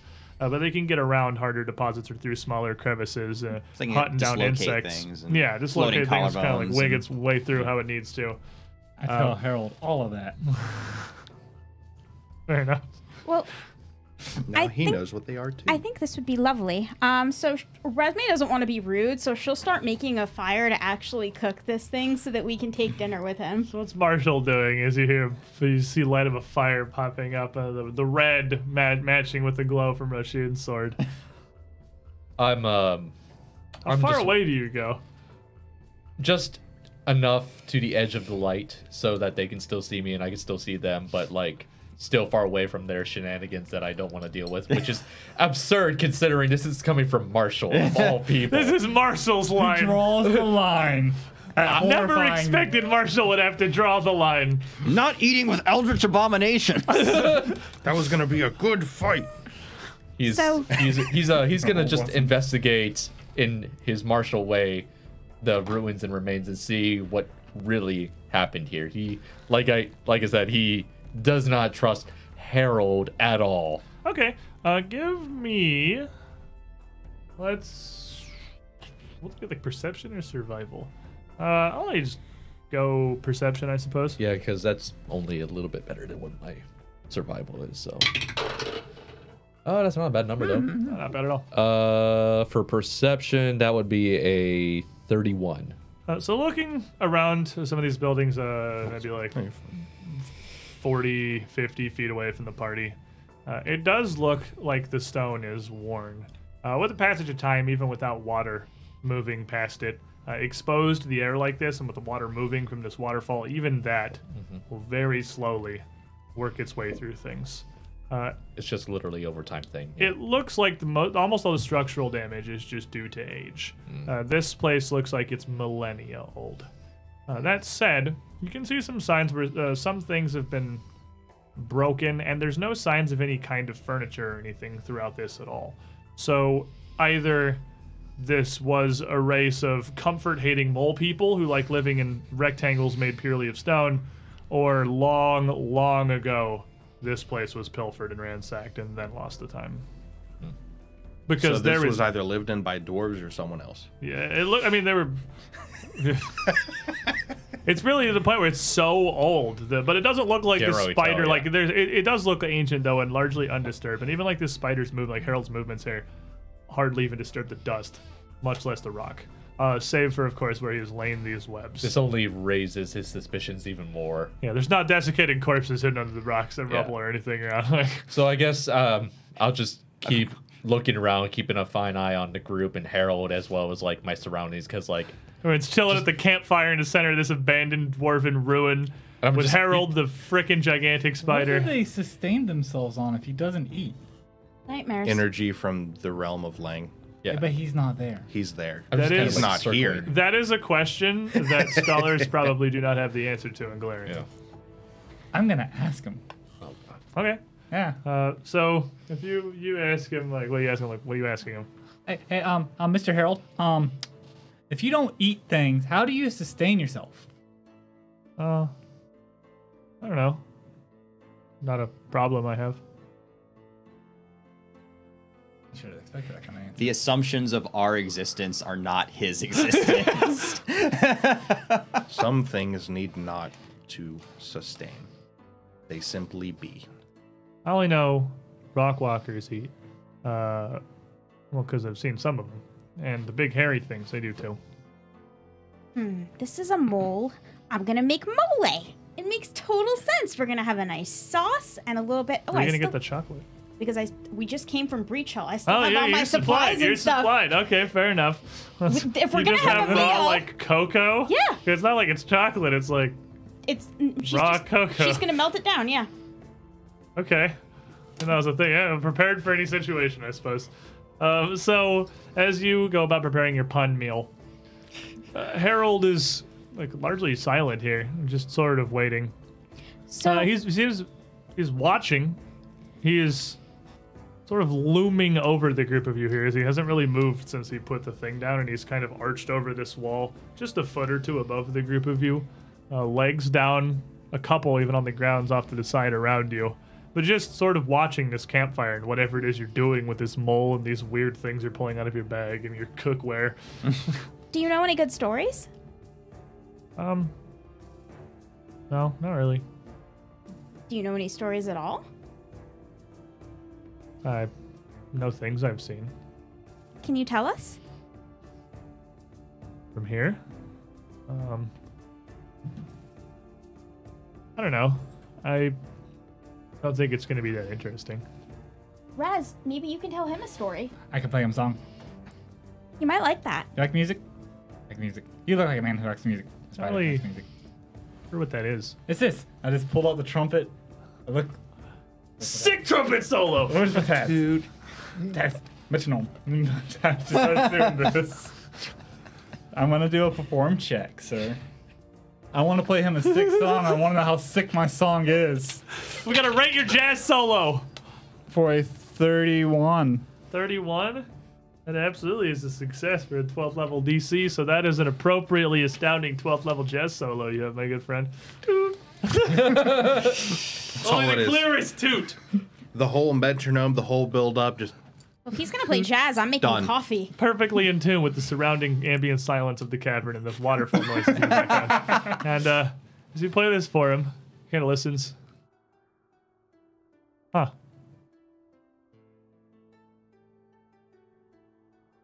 Does it mean something? It means anything you want it to mean. A lot of people play music to convey emotion. It's very. I just start prattling off a bunch of stuff. Just Theory of music lecture. yeah. And Harold doesn't interrupt. He just kind of still sits, mostly still. At some point, I'm starting to take out pieces of paper showing him pictures of different instruments. Like leans down a little bit closer to get his face like right up above Raz as he's looking down at these pictures you're pulling up for machine, leaning back away from the giant nightmare spider. Raz has gone full scholar mode. He is teaching someone something, and he is very excited. And He's gonna go join Marshall. Wait, you're missing out on the food. I'll just let me know when it's ready. I'll just be over here. Hey, about time. Dinner. Just a little bit. It's an aperitif. It's perfect. So Marshall and Rashid sitting out the side. Shirshik, Raz, and Resme gather around the campfire cooking a weird mole with Sit Harold, down by the the campfire. lang spider. Is campfire song. this how you saw today's episode going, kid? Yeah.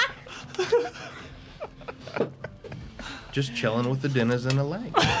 Chilling with a horrifying monster of nightmares. And it is like, no matter what you think of this creature, how long you sit around him, no matter how It's uncomfy. exposed you get to this, it never feels better. Like this, just the proximity of this monster is unsettling. It doesn't Like get it's better. there's something primal in the back of your mind that is an instinct honed through generations that says fight or flight response. That never really goes all the way down. It's like Rashid. Pleasure to meet you. Back of my head. I mean, it is literally from the realm of nightmares live It here. is pretty much from the nightmare dimension. Like, unironically, it is a spider from the nightmare dimension. But Resme is an emissary, and it's from another place, and she feels like she wants to welcome it and make it feel at home. Raz is just excited. Do you not see It it? didn't try to kill him immediately. Marshall and Rasheen are grumbling in the distance about like, you see this? At least someone listened to me. It's just making my head hurt just looking at it for just a little bit. I just need a little bit of a break. I just keep thinking it's going to do something that I would do. It's like, the food's poisoned, the traps were where it was It's telling because us I to hang go. out with you. I know what it's thinking. I just keep thinking it's going to do what I would do. As you explain and you put this meal together and you start eating, he turns to Resme. So you really have to keep putting other dead things inside you to stay alive. Yes, it's part of being alive in this world. You have to, I suppose, subsist. Can you subsist on them again? What do you mean? Well, could you just keep that dead thing? Does it come back out? It does, but once it comes back out, it's not appetizing anymore, and you shouldn't eat it. It's not good. Why don't you run out of dead things? That is Well- a cycle of a thing lives, you eat thing, your body uses it, and then creates new life in the form of plants that small creatures then eat, and then you eat them again. But not the same ones, different ones. Is They a reproduce. big cycle. Seems You know, like it's a, actually rather horrifying when you think about it. seems like a really We burn dinosaurs daily to go back and forth to work. He's got a point. We burn just raw liquid dinosaurs. The world is a weird place. It's not wrong. You don't know you're living on a death world till you leave it. It's a good point. But Harold just found much the same. That it was really complicated. Oh, it is. You have such a complex cycle. I'll try to explain the concept of reproduction to him. Oh God. Giving the birds and the bees. You're giving the You're nightmare not Harold spider. for 10 minutes. Are we gonna get the birds and the bees? Is that what we're doing? Well, he wants to know how things work in a cycle When a and rock how we get walker more. and another rock walker love each other very much. Or, an animal, but that's how we get more animals. You like jazz? At this point, I Jack. End of the conversation, Light's just like, Harold's like, yeah, I've seen enough of this place. I'm just, The waterfall's not worth it. This place that's sucks. weird. That's truly Hey, horrifying. at this point, Marshall's just pulling out the good, liquor out from his drinking horn. Like, oh, there we go. Come here, Roisin. I know you want one. Right, pass it. So it's complicated, but it solves the problem that my plane has, I suppose. Which is? Well, back where I live, all my kin and the others always have to keep finding more people coming through to deal with, to work and to consume and to destroy. But they only come through so often. Well, then how do you live when they're not there for you to destroy? Well, they don't need them. They just want to, I guess. But you don't want to. Not really feeling like it, I guess. It's fair. I suppose when you live forever, you can get bored. I don't know that it's forever necessarily, but I don't know that I perceive time the same way as you. Probably not. We live for a very short period of It's- time. Been really disorienting here, actually. It's still interesting. Marshall perceives time different than all of us, too. I thought you still don't see him just drinking. It's already He's that about to skip a time. bunch of times. I can make it 3 days go by. Watch. So complicated. You need a couple of rock walkers to come together to make new rock walkers. So you can kill them so you can have more dead things. Well, we don't kill necessarily. No, that's about right, actually. It is not an. Oh, accurate- you all just like die automatically, don't you? Eventually. Eventually. Unless we find a way to cheat it. But it's not, that's rare. Or something else kills us. I've seen that. The ones that come through to my plane, they usually just die after a while. Well, Sometimes it's really short. Oh, that's interesting. So, So time must still move if they're on your plane. Either that or something else kills them. That's also possible, I suppose. You said it's very cold there. I don't know. It is very cold. How do they And get there? They seem to get really distressed when they're open. Like when you cut them open? Kind of like how we did to this dead thing right here. Yeah. Something Yeah. similar, but of course we don't eat things. Right, but yeah, no, cutting rock walkers open tends to make them not work too well. There's lots of things inside us that make us stay alive, and if you break any of those, it gets hard to stay that way. Well, that's why they have to do it while they're still alive, because you can't see how it works otherwise. Ah, He does have a point. He does have a point. that's mildly horrifying. I mean, actually, it kind of Pulling makes my sense axe from back, his yeah. perspective. Well, sometimes they can make it work better. Like if they have a good one they want to keep around that is interesting or it's just amusing to them for some way. Like you have like weird,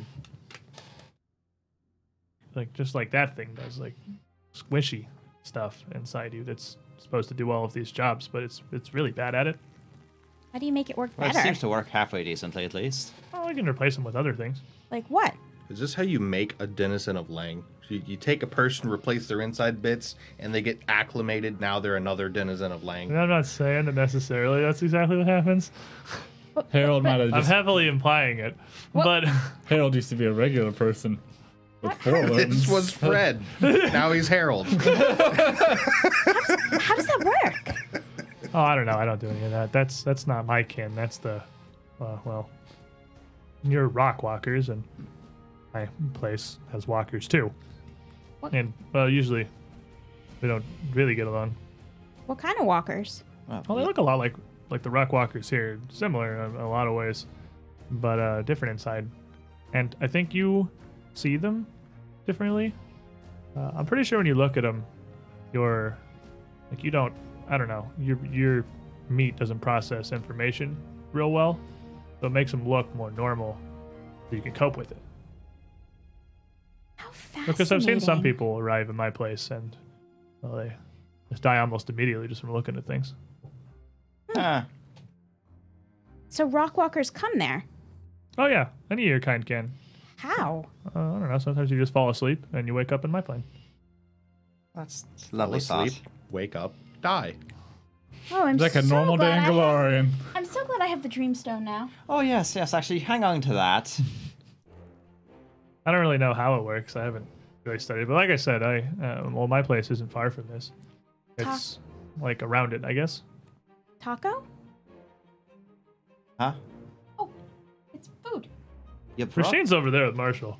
Are you Yeah, she'll going walk over there? over. Oh, okay. I'm just talking over to them, but like I guess if she holds out food, I'll come over and take it. Axe in hand, I just kind of lean over, staring at the spider.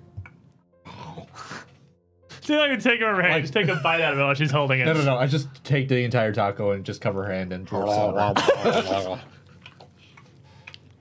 Wow. But no, it's like you have this plane with all your rocks. Then around that, there's another plane, and your meat goes there when you sleep. You're like it's a soul, I guess. Ah, And sometimes it goes a little further, and it comes to my plane. This is the most incredible conversation I've ever had. I know it's going to sound weird, but this is one of the top 3 best days of my life. that does sound rather strange, actually. Well, that's really Because it was just this day we were actually almost getting eaten by the worm in the cavern. well. I That's all know. just natural. I mean, that's like your cycle with dead things. It just kind of happens automatically. It's not as neat as Waterfall or as crystals. Have you been above ground? Oh, not here, no. Haven't. Epic Realms is here, baby. Thank you for the raid. It's pretty far, and I feel like being on the outside of the rock is going to be more disorienting. I don't really want to. I don't know. I haven't felt like it. Well, very disturbing when you really think about how the different realms interact with each other. Because Planes are an interesting for them, concept. this is all normal. For They're like, us, you whatever. looking Yeah, he's at like, that dude, that's a cool dimension- waterfall. You go to the dimension of dreams when you sleep, whatever, dude, it happens. But like, look But at this if we waterfall. look- if our eyes are perceiving the dream realm or the Lang realm, our brain starts melting.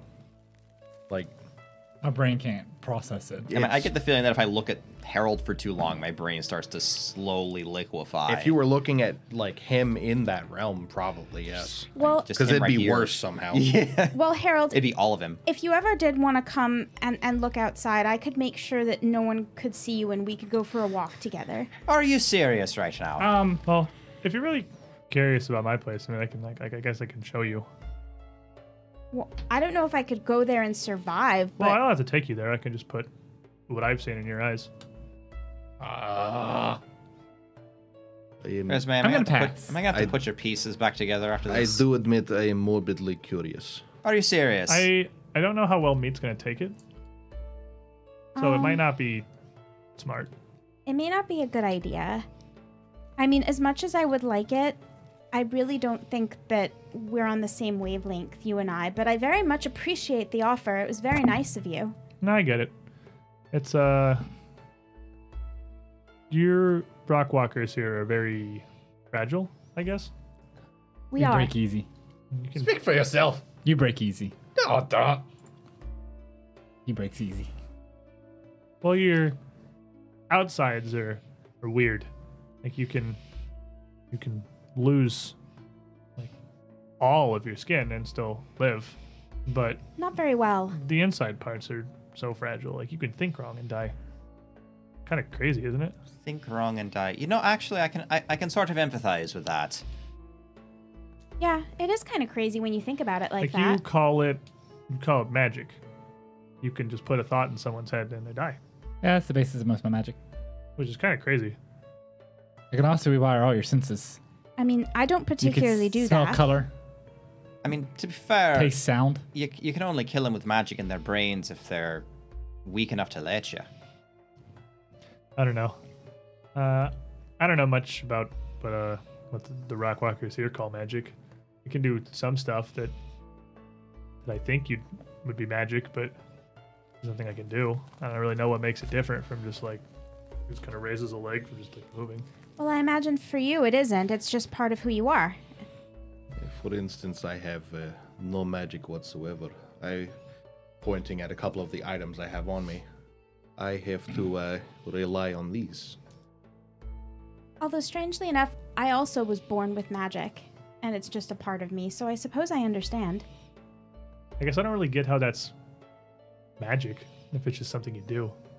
Well, it really isn't, but there is a theory behind it, which if you don't understand it, it can go horribly wrong with people who aren't born to it.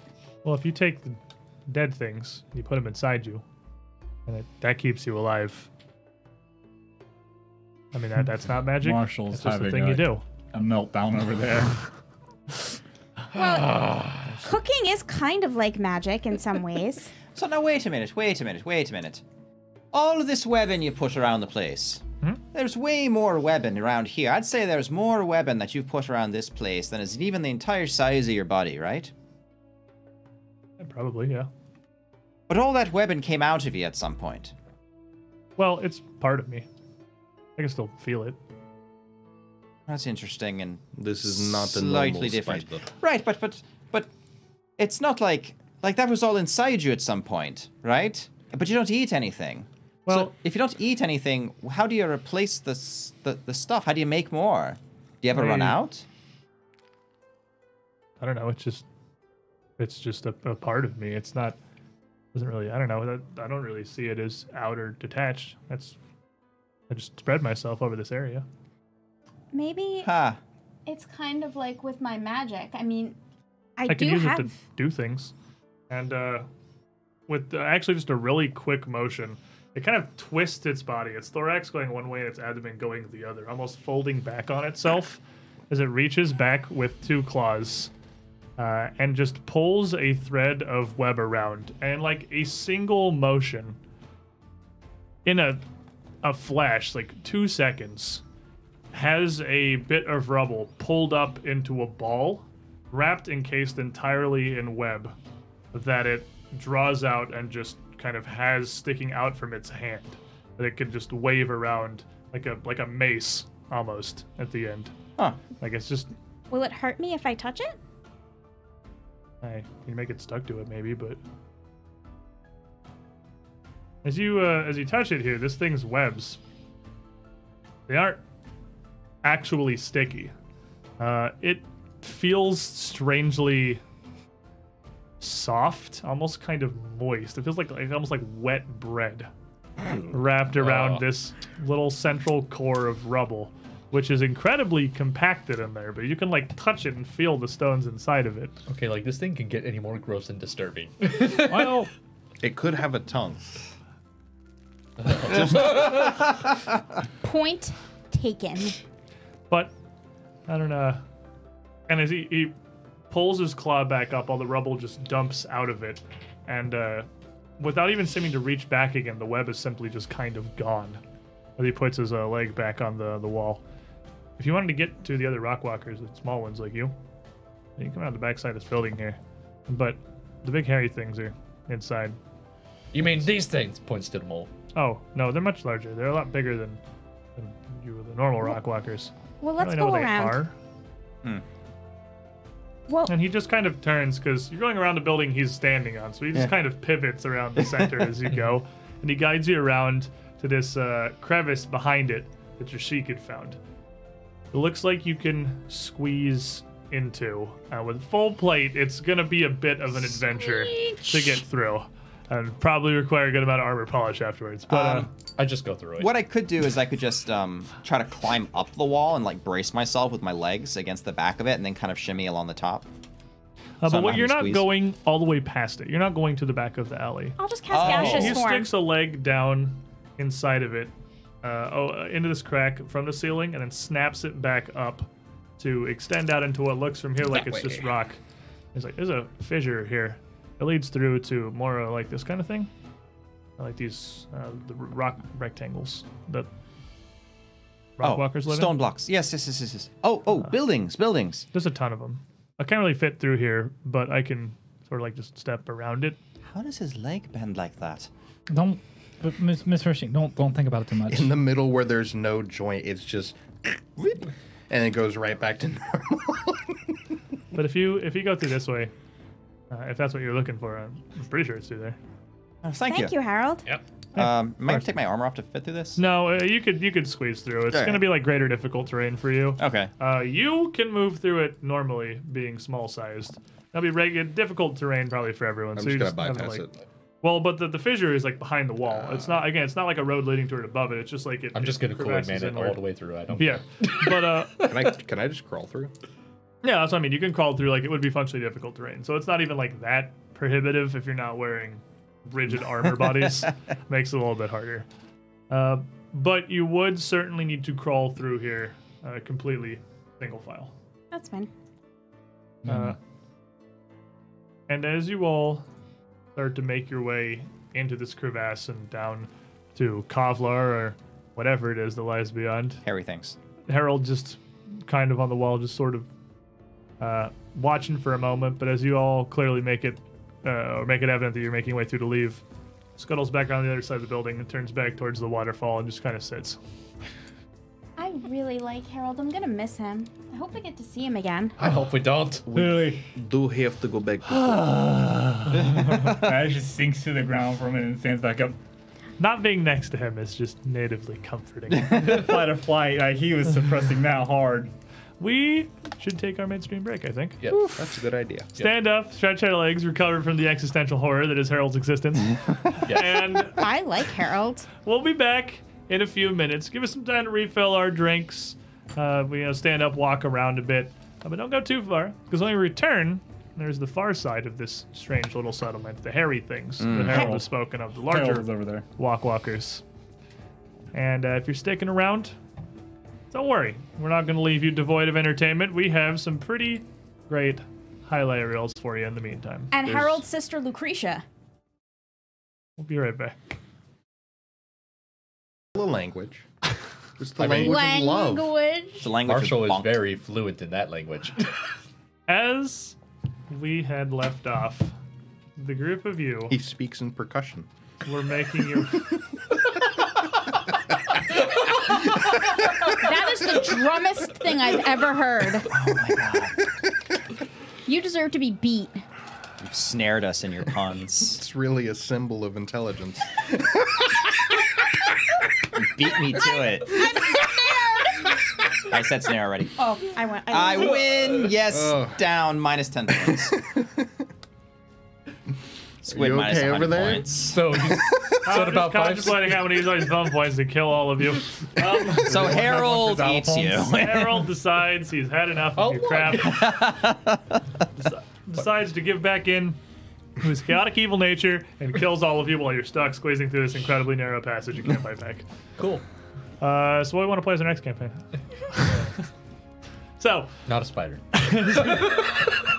as we left off, you were working your way through this very narrow passage behind one of the buildings, which worked around into a fissure that is much more naturally drawn against this back wall. And as you get into this crevice here and towards the fissure, you can actually absolutely feel a relatively strong draft, almost like a near continuous breeze blowing out from inside the cavern that's working back off from the back wall of this building. You have to squeeze the opening of this, but once you get to it, it is large enough to be much more passable. Maybe around 6-7 feet around and high. Much more of a jagged crack in the wall. So I gotta be like 7-8 feet wide, maybe like 12 high. It's very much a strange little slot that's been worn smooth by the passage of time, air, erosion, something. It is going to allow you to at least move comfortably rather than having to cram Roshin's full plate through here. But there's not a whole ton of space for you to easily like move around or move past each other as you continue once more by solely the light of Roshin's blade. You can see a few more of these strange little wispy hairs, fungal strands, whatever, that do seem to be a little bit more common as you're passing through this area. Some of them not even blowing away as they're a little more stuck to the nearby walls, or in particular the ceiling of the area, where they start to become a good deal more common. They're not like matting, it's not super, like it's not really thick, but they're not uncommon anymore. Roshin's just gonna hold flick up to the ceiling and just kind of sweep it back and forth to see if fire disperses them or melts them. As holding your fire up to it, it doesn't really seem to react at all. Like the fire Actually. doesn't actually damage them or wither them at all? Getting up close, it doesn't really seem to, but if you get to the point of literally touching it Yeah. with the fire, they would fizzle off. They wouldn't visibly burn, but there would almost be an audible pop as they kind of flared and, again, physically popped audibly out of existence. Huh. Little small cracks, almost just like louder sparks or bits of kindling from a campfire cracking. Each one just pop, pop, pop as your fire touches them. Huh. All right. Enough of that. I'm just experimenting, but just, huh. See if you somehow flash fire the entire hallway. It also notably That's doesn't, not something I could do, but it doesn't seem to like chain them at all, and the ones that are untouched by your actual fire, even nearby, These are not seem to be natural fine. dead cord. Yeah, they don't really react until your flame actually touches them from flick. okay. But you continue down this tunnel for another pretty short distance, actually. It would really only be a few dozen feet before this strange, craggy fissure widens up once more, spreading first from 6 feet to about 10 feet wide, before finally fanning outward to almost a landing that looks to be near 30 feet across. And I have you here. The tunnel behind you is what you would come from. In front of you, you would still see stone, similar to what you've been walking through, but it is almost perfectly flat. This is not cavernous surface anymore. What's stopping the passage bisecting this cavern is clearly a manufactured wall. The wall is enormous. It spans at least the length of this 30, 40 foot wide cavern where, again, the erosion seems to have opened it up around a similar crack in the wall itself, which seems to be the source of this drafting. And as you get to this area here and get closer, you can hear a sound. What sounds almost like... I don't know, I don't want to compare it to the Chiruka because I don't want this campaign to continually come back to Cinderclaws. But it is almost an aggressive ape-like hooting and howling. But much deeper, almost throatier, sort of growly. A bunch of repetitive guttural sounds coming out through here. Clearly being made by some kind of creature. This is obviously no strange natural sound. There is something on the other side of this wall. With your light, Rasheen, and your dark vision, Marcel, because you have dark vision, you can see through this actually perfectly fine. You can see that this wall is nearly 20 feet wide. And this crack, this fissure through the wall itself, extends all the way through it. And seems to open up. You can't see a ton of what's beyond, but to a worked, flat stone floor. And even what appears to be a door on the far side of the area, still intact. Over there. There seems to be a door. Oh, all right. Well, let's go through it. Everybody else, without your dark vision having certainly both of your dark visions having worn off at this point, I can only see what Roshin's light is showing. The crack in this wall has not been eroded nearly as severely as the natural stone around and will need to be squeezed through. Except for Raz, obviously, who's chilling. But All right. Being small. Well, I'll go first just in case there's something on the other side of it and try to secure it for you. I'll be right behind you. Very good. And just try to keep that shield up and squeeze my way through. Rasheen, then Marshall, and then it's literally a single file, so Can I change my exploration action to do cantrips? absolutely. I'm going to do triple time. Increase our base movement speed by 10. Okay, that doesn't take a focus point? You can just do that? Yeah, it's a cantrip. Very nice. It's a focus cantrip. Oh, it gives you focus? speed, right? Yeah, it gives you. Okay, gives you 10, yeah. I was thinking a triple time from first edition, which is literally haste. So Yeah, I was like, no, there's that's no way something you can just else. do that infinitely. No, there's another That was one. Allegro, is what that is. That's So also a cantrip. Allegro's a cantrip now? One person gets it. But yeah, it's fair a enough. cantrip. So Rasheen, then Marshall, and then Trishik, probably, question mark? And then see probably Resme, me. Raz? And then Raz Raz, behind yeah. you going. So, Just makes me anxious, so I go faster. so yeah, I assume we're going back to Seeking. seeking, sneaking, shield, composition, and scouting as you're all working your way through here, trying to see whatever there is on the far side of this. The light of Roshin's blade disappearing into this crevice, leaving those of you in the back of the line in near darkness. This strange guttural hooting and howling is pretty loud. Actually, not like drowning out Raz's performance, but dramatically overshadowing it in volume. But as Rasheen starts to push her way through here and the light comes, whatever denizens are on the far side of this wall do seem to take notice. And I can move this probably to here. As the group of you... At that point, I'll turn invisible. Okay. You have another one of those? That's my last one. Okay. With your big Trishik boy invisibility rune. disappearing. You come into what looks like the inside of a building. Not actually an open courtyard, but a dome-roofed chamber with the ceiling 30 feet up ahead, arcing above you, still almost wholly intact. But spaced on either side, right or left, as you can see throughout the room, are two ancient dry fountains, overgrown with patches of a strange, sickly-looking fungus, now manifesting in thick, knotted tangles, like bulbous growths all over the basin. of these two fountains. You can see the walls all around you are clearly carved with depictions of dwarves around, seemingly engaged in either like a court, some sort of court case or debate of some kind.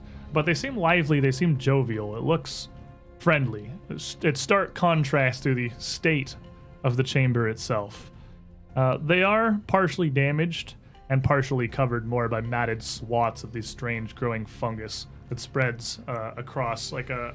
Now the hair is coming together into matted tangles, patching throughout some of the deeper crevices of these carvings, looking like a clogged drain. And you can see the source of the hooting as it stops pretty abruptly. Two massive creatures. Not really massive, but compared, you've been fighting a lot of stuff that's massive. I gotta scale back my adjectives here. Two fairly large creatures. Okay. Which are backed into the southeast corner of the room. To your right and back across from you. They are strange, vaguely humanoid abominations. They are crouched down, almost in like a sitting position, but again, vaguely humanoid. Their body's covered in a black matted hair, more than a fur. It's almost like slicked and stuck down across their body.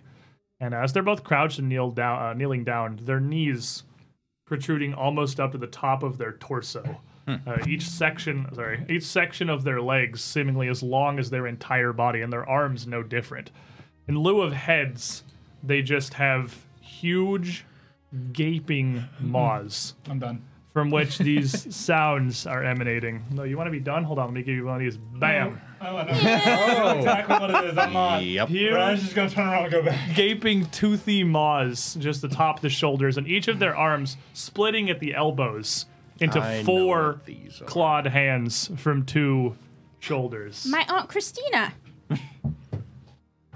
Got minis. Got some minis. Got some minis. You want to put these fine gentlemen down on the table? Well, yes, I do. Need the map back. Oh boy. Lord. Terrifying. Ooh, look at that. And we're squeezing out of a hole. And as you're squeezing out of the hole, Better roll high. and the pair of them, Otherwise, it's all you. see you coming through, Roshin, you are kind of physically blocking the rest of your party from coming along behind you. Slightly. These 2 creatures both turn to you. Their strange hooting now replaced with what almost seems like anger, as the southernmost one, putting the knuckles of one fist of one arm down on the ground and pointing at you with the other arm coming out from that same elbow, lets out a strange cry. Oh, gug, gug, gug, gug, gug, gug, gug. And the other one immediately pushes itself up on all 4 of its fists, pulling its legs up, its feet almost in front of itself, swinging its body up towards the crack, very excitedly towards the party. Hey, none of that. Making None of that. noises? What are these Or things? is it speaking a language? It is speaking noises. Noises. What is the thing? A Pokemon? It just says its name over and over again? Yeah, that's pretty what, accurate. that's what it is. I believe it's a nightmare type. That's what it is. I need some initiative, my friends. If ever there was a time for it, You got scouting? Battle. battle cry and call to arms spell. Yeah, you can each yell at one of them. Get a cock. Get your initiatives up first, then we'll get that. So +2 status. Oh yeah, I'm motivated. Joe, motivated indeed. They look much less friendly than Harold. Yours is a status Or at least their from curiosity. Mine's is not status as and good. scouting is a circumstance, so you get +3 total. That's right. Mine's an item, so I get +5. Oh, so I get an. So Okay. Yours so- is a status. All right. Mine's status. Cool, I got a +4. I'm on it.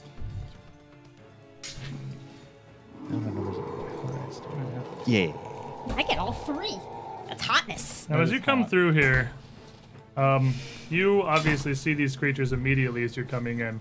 But whatever these gangly, hairy things are, they're actually kind of slow to react. They look like they were very distracted with something on the north side of the chamber that from here you can't see yet. But you can hear what sounds like wet, sloshing, blades scything through corpses, and smell blood. overwhelming even Roshin's natural scent We That's fresh blood. found the middle of a fight. on the northern side of the chamber. Seems like there are more parties in here than just these guys. This is not a party. It's a great party. This is the is worst party. absolutely a party. Raz. 38. Ooh. Nice. Marshall. What the bonus is 29. Pretty good. Dr. Sheik.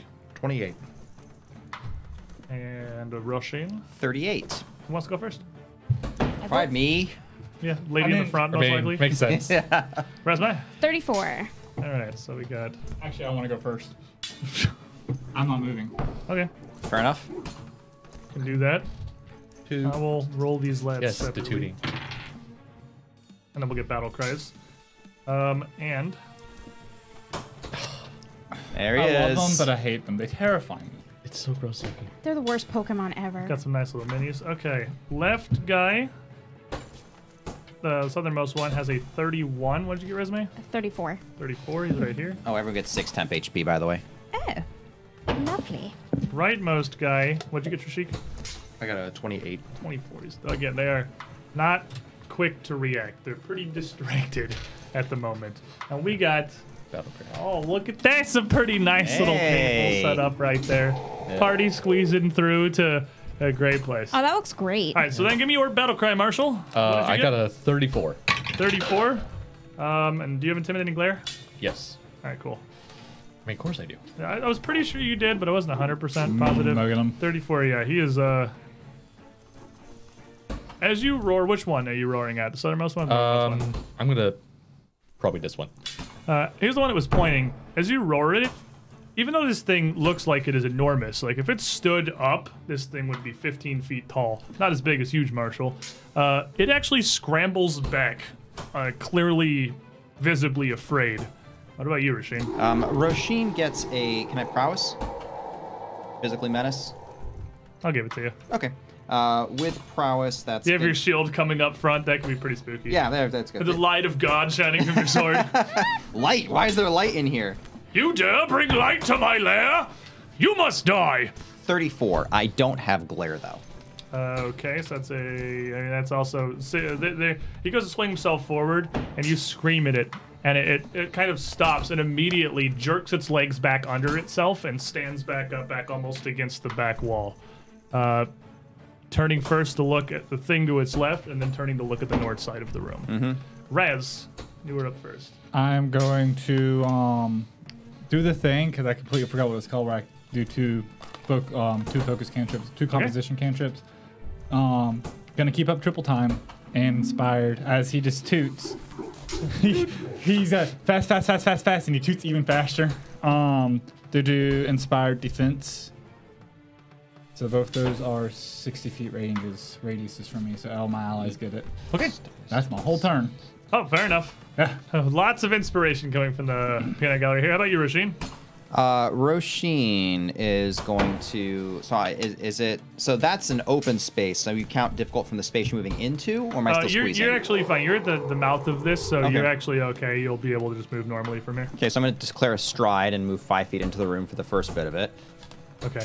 You know, it's not Warhammer. You don't have to like make a declared movement. You can be like I say, you're striding, not stepping. Is Exactly. What you mean? Okay. Because yeah, you can stride 5 feet and then decide what you want to do from there. So as you step into the chamber, Stride. stride into the chamber. Well, I mean, it's a step like Yeah. the pros, not the action.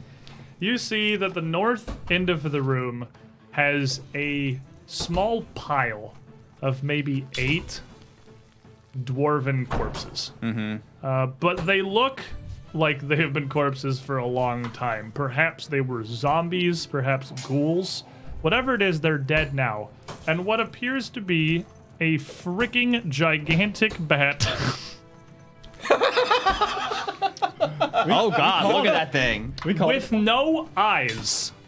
Sockets sunken into its skull where eyes should be, but none there. The same pointed ears standing straight up, in lieu of predominant fangs, having a row of needle-sharp, inches-long teeth, is ripping through these bodies. I have chosen the This- wrong career. As the light comes in, and Rasheen steps forward, and it turns, immediately snapping its head your direction, It screeches in rage.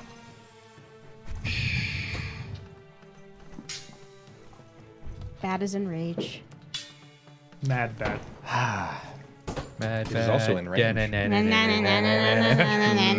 Mad bat. He's real mad. Wings like rubber. And- Like rubber. He was also kind of busy eating this pile, so he's not super fast either. He's got to sort of get away from his current engagements. We'll be going out with a 30. With a 30, okay. Okay. Okay. Oh, what's going on? He's still in his stride action. Still in a stride action. So let's see here. I'm thinking that the monsters in the back seem fairly cowed, and this thing seems not so much. So Looks way more angry than this other way more angry. So Rasheen is actually going to finish the stride up to it, and she's going to do I'm going to do a quick glance over at the creatures. I'm going to say, "You stay right there," and then charge up finish my move, charging up at this. I just want to point this out because it's a thing. really cool feature of Foundry that we just have Rasheen's line of sight right now. As you come around the corner, you actually can't see your friends anymore back in the tunnel. Huh. Yeah, it's pretty cool. Player-specific line of sight's actually pretty neat. Yeah. It's one of the main reasons we're doing the Foundry trialing right now. All right, so that's one action. You can tell me if this is a thing, but I want to kind of call back to him. I'm going to try to call back the situation. Beast to the left, bring it down first. Okay. And just shout So, that. I mean, the tunnel right behind you, like 10 feet behind you, they'd be able to hear it. Okay, fair enough. So Roshin again is gonna push up. Going to raise my shield and take a strike Okay. with flick. Ooh, that's okay, spicy. that's pretty good. So that's gonna be it's AC and saves. And what did you double? What was the other one that you did? It just gives Speed. You don't have Inspire Courage. Oh, it's triple time. Okay, Yep. so that's gonna be a moderate curse. So that's gonna do that. Okay, so 19 on the die, plus Mathfinder. It's exactly it. It's a crit. 41. 41's absolutely going to hit. Hit. Okay. We're not allowed to crit anymore unless it's in that 20. This is high level time, my friend. I We're not critting on like see. 41s anymore. I see. Okay, very good. So let's see here. That's 10, 14 plus moderate curse damage, 20 slashing and fire. All right, and your sword seems to bite through it fairly well. But the thing is pretty large, and as you take a slash at it, it's kind of getting itself extricated from this pile it was feasting on. You can see a truly morbid, gruesome scene before you where this thing is, with reckless abandon, ripped into the bodies of these dwarves. And it turns quickly, throwing up a wing to try to defend itself, which you slash through. Resme. There is no light in this tunnel anymore, as Rasheen rounds the corner. Are there things on the left too? You saw me go that way. You can see like the silhouettes of Trishik and Marshall in front of you, but this here You can't see me at all. is actually what. Well, you can see just a silhouette of Marshall in front of you, but this is actually what you see. I'm throwing up light. Okay, casting your own spell here, and I believe we all now at this point have like it goes out 120 feet, right? 60, right? 60 and 60, yeah. Yep. Bratalata. Demolita. Illuminating the hallway. And I'm gonna try to move past Trishik a little and get behind Marshall. So it's already difficult terrain to squeeze through here. It's going to be greater difficult terrain. So 20 feet of movement to try to push past your allies That's in front fine. of That's you. all I've got. So I don't want to squeeze by Marshall. I just want to squeeze by Trishik. there's not room there. It You would guys are kind of cost- single filed. It would cost 2 move actions. If you want get to try to past like us. push past everybody scramble style, it would be 40, 50 feet of No, movement. I'm just gonna shield up. I have no idea what's coming, but shield can help. Shield generally helps. Shield good. Shield makes safe. So up here in the chamber, you would all be able to see the first of these creatures. It's clearly very afraid, but not super happy with the situation. He's keeping himself very much to the back wall. He sidles in front of the large stone door set into it across from the crack you'd come through, and he moves erratically. Again, his joints look mostly humanoid, but they bend and twist at odd angles as it sort of crab walks down this wall here before reaching out from the back wall of this 30-foot wide chamber to Rasheen on the other side battling a bat, extending itself with an arm to slap out at you. One-handed, very cautiously, clearly not interested in getting super close, and again, very visibly afraid.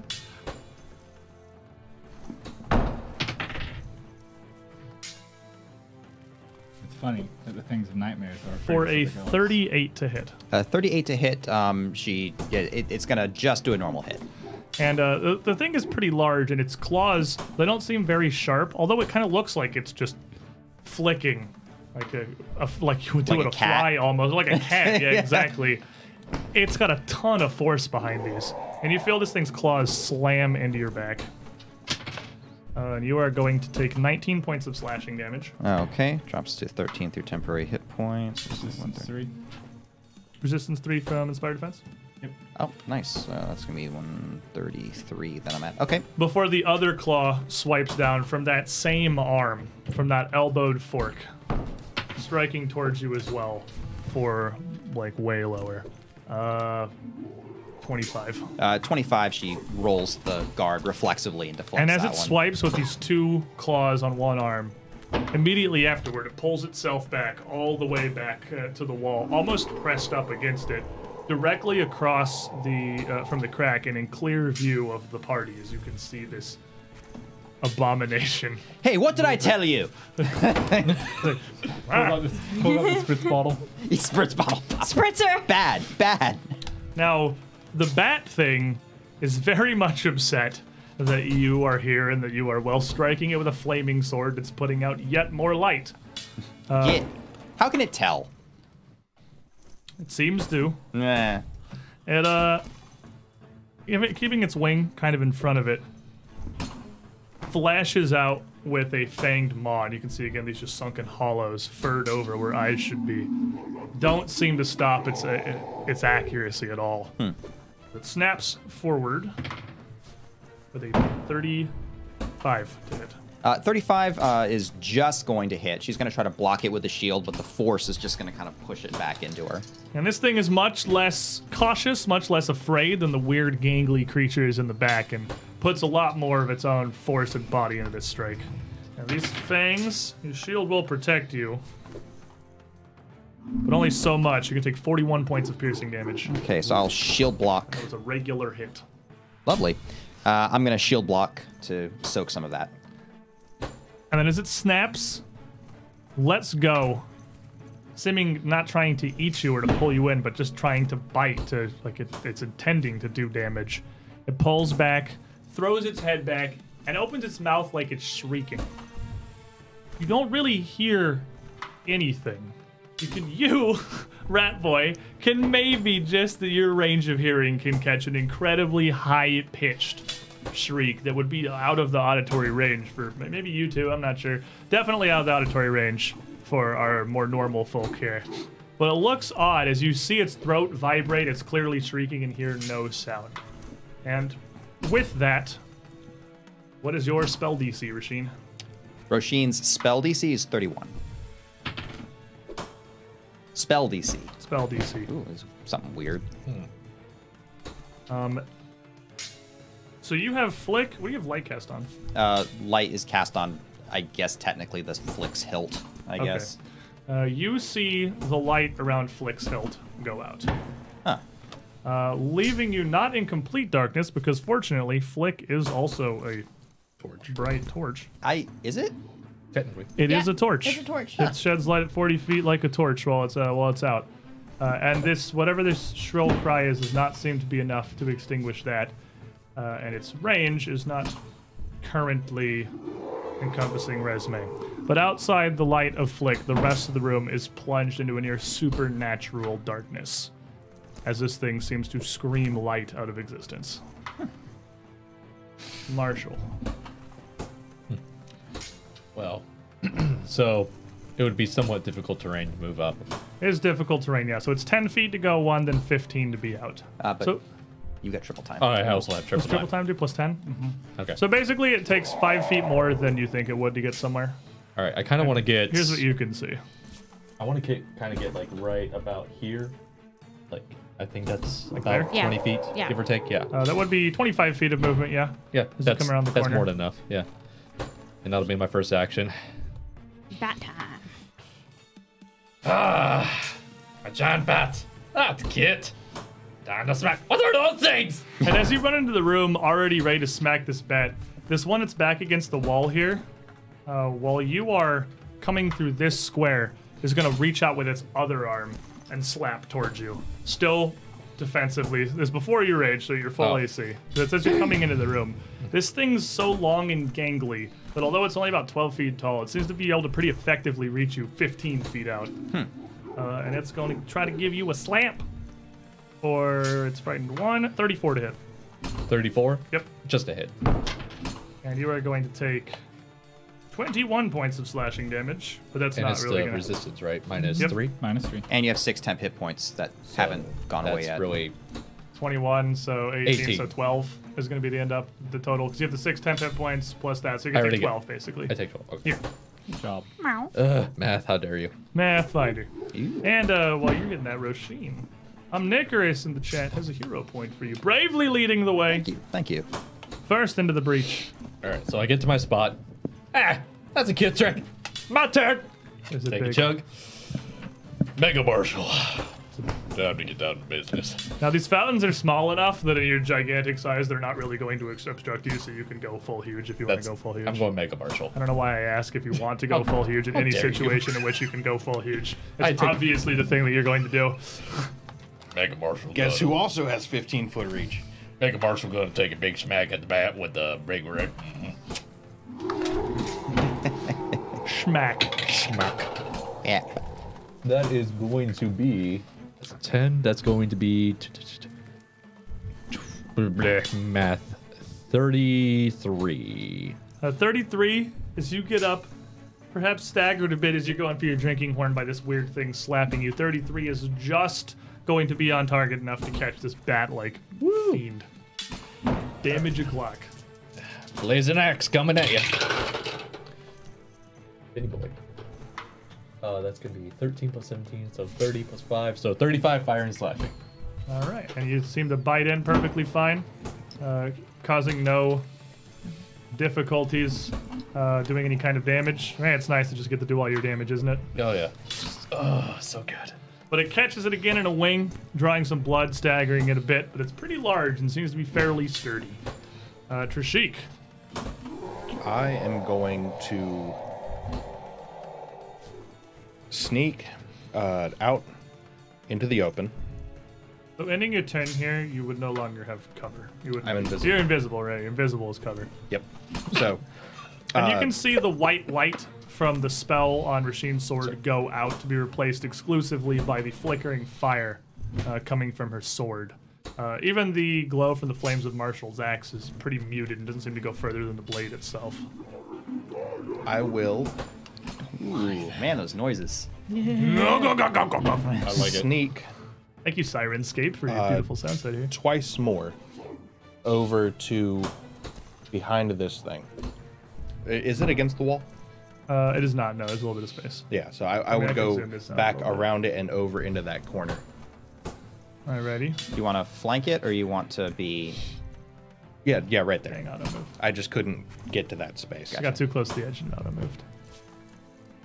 But as you come around, as defending itself, it does turn its head to watch you. It seems to be clearly aware of your presence, even with your foil senses. It seems to be acutely aware of where you're moving. Its attention, however, is focused on the giant barbarian slamming it with the flaming axe. So he's not as bothered by your presence right now. And is that your whole turn? If I counted the movement correctly, because I've got I'm assuming you. I was just assuming you did. I wasn't measuring. I just moved you. because the second one would have got me to here, and then I would have had to move one more to get there. Okay. So, the bottom of these creatures, the one that Marshall screamed at, very much seems to be shying back towards the corner, not happy about the fact that Marshall is in front of him and now absolutely gigantic, and, pardon my pun, dwarfing this gangly thing. I'm so proud of You're you. not pardoned. It is going to extend itself, pushing up not on his legs, but again on a pair of knuckles, launching its entire body up towards you, almost like a shark as its maw just spreads wide open, able to open its mouth wider than its shoulders as it goes to try to bite and snap up towards you. And then just as quickly as it came out, withdrawing back, afraid, not willing to really commit here, but trying to give you a munch. So he is frightened dos, which is going to put this at a 25 to hit you. Nothing. As he tries to snap me, I'm just like, stop it. Come here, stop it. And as he completely fails at that, he still cows, shirking back down the corner, and then reaches up with the top claw of each arm to try to slap out once and twice at you. Maybe a 30 to hit on that first claw. On the first claw, that is just going to hit. All right, you are going to take 26 points of slashing damage. 26 minus 3, so 23. Okay. Second claw for like a 27. Nope. Well, nope. Does not hit. And that one just kind of glancing across your armor. I told you not to slap me. Now, as more of you pour into the room, I mean, I guess I only see two, but two of you pour in, and one of you becomes the size of 50 of you. They seem to be becoming more emboldened. Whether this is either a fear response or just they were spooked by your sudden appearance is unclear. But yeah, their frightened condition is decreasing. They're becoming more committed to this encounter. Bring us back around to Raz. Raz is going to try to skitter through as quickly as possible. Still under the effects of triple time. Okie dokie. And he's gonna go. How much room is that? So it's going to be, you're small, so it's just difficult terrain to move past resume. Okay. So it's only 30 feet to get through the whole crevice. Cool. So So you're 35 with the base. yeah. So Yeah. put me all the way through and then up one. Okay. And then we're gonna use a one action spell, hypercognition, 6 recall knowledge checks. on the thing that player knows what it is, bat, and we're just gonna do 3 on each of those until I get something out of it. Okie dokie. So, what's your bardic lore shenanigans? It is, actually, it is occultism for Gangly Boy, but probably bardic lore for bat. What would the bat be? Nature. Yeah, bardic lore. 22 for the gangly boy and 18 for So let's bat lore. start with Gangly Boy here, 22. I can math numerous times. So, fortunately or otherwise, these weird, stretchy abominations, their long limbs and their weird joints, are probably one of the more... It's a perp worm situation again. It is one of the more well-known dangerous denizens of the Darklands below, which, again, not a ton really known about them. And they're just referred to by the strange noises they make. These are Gugs. Gugs are a race of horror monsters that live deep beneath the world and are actually just the stuff of nightmares. You would know that they, as you've seen, would have much more reach, much more mobility and flexibility than their size alone would lead you to believe, because they are very long. They're like 80% limb, and their body is pretty much just maw and stomach. These things are intelligent, not... I mean, I guess like as intelligent as your average person, which isn't terribly intelligent, but like they're not mindless creatures. They live in a society. Like we do. Yeah, And the Guggold boys. in fact, most Gugs do understand language. Usually they've got about the mental capacity for one, and generally just due to their environs, it's undercommon. So it's not, if you know undercommon, it's not impossible that you could speak with them and they could possibly speak back. But the biggest thing to watch out for with these guys is that they are, again, they're much quicker than their frame would make it look like they are. able to make reactive attacks, able to pounce on prey in the blink of an eye. They are much faster than you expect them to be and can move vertically nearly as easily as horizontally. Beyond that, if any of you were thinking about squeezing back through this crack to escape them if this goes wrong, they will fit through there much better than you. They are much better at squeezing. What Now- if you just don't have a bone structure? They don't. They barely do. Now, the thing you know much less about. You're not sure entirely what it is. It looks visibly like a bat. Obviously, its external appearances are very much in common with a regular bat, but it doesn't have eyes at all. It's got ears and like sonar exists to some extent, but it seems to be able to track and fight everyone very precisely. And even for a bat, hearing is not a precise sense. Not that such as it would be able to defend itself intelligently like this thing seems to be. Also, as it shrieked, you can tell Rashine's light has gone out. You could just barely kind of hear that. It seems to have some ability to control light itself, or more precisely, to control darkness. You're not positive how far that really extends. Definitely don't know nearly as much about that one. There's your hypercognition. Eyes widen. Gugs, unknown, scary. Toot. He just makes out the longest drawn out, unnerving sound that is, as he does Dirge of Doom. Oh, the Gugs were down to frightened one. Now they're frightened one forever. Okay. Is that you? That's me. Rasheen. Okay. Oh, scary thing. All right. Scary thing. I've got it. Glad I could help. Let's see here. Actually, I'm kicking up fast healing right now, so let me get that back. So forget it. As my wounds close from the intensity of the curse.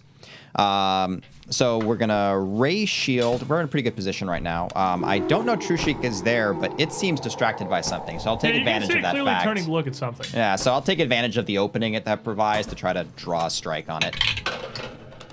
Oh, wow, it's an 18 on the die. Nice. So that's going to be a 40. 40 will hit it. 40 does not crit, it's flat-footed. Oh, flubby rolls. Let's see, 14 plus... That's actually the same thing I rolled last time. 20. Okie dokie. Then I've got the shield up, and I've got one action left. I don't want to go rip and tear just yet, so... Or actually, maybe I do, honestly. Yeah, let's try Nuktug, and her eye's gonna blaze red, and I'm gonna get a vision of weakness off on the bat. So I get all of its weaknesses. Does not have any. Okay. Oh no. Oh, that's Do you also get its resistances / immunities? Not really. I get a let me actually double check it, because for me I don't have a card. You get for a this thing. vision that it is weak to being beaten to death with your weapons. Okay. And also probably magic. Probably. I get the nature of all of its weaknesses, as well as which of its saving modifiers is the lowest. It is an animal, and its lowest saving modifier is certainly will. Certainly will. Okay. It is an animal. Oh, I would have gotten a +2 status bonus if I'd cast that first. Oh well. Well, now we know. Now we know. Yeah, it does not have, it is an animal and does not have any particular weaknesses, and its worst save is will. Okay. It's a weird animal, but it's an animal. It's a weird animal, but it's an animal. All right. And as she we're casts purple that, veins are going to kind of burst out on her forehead, and she's going to just kind of snarl at it.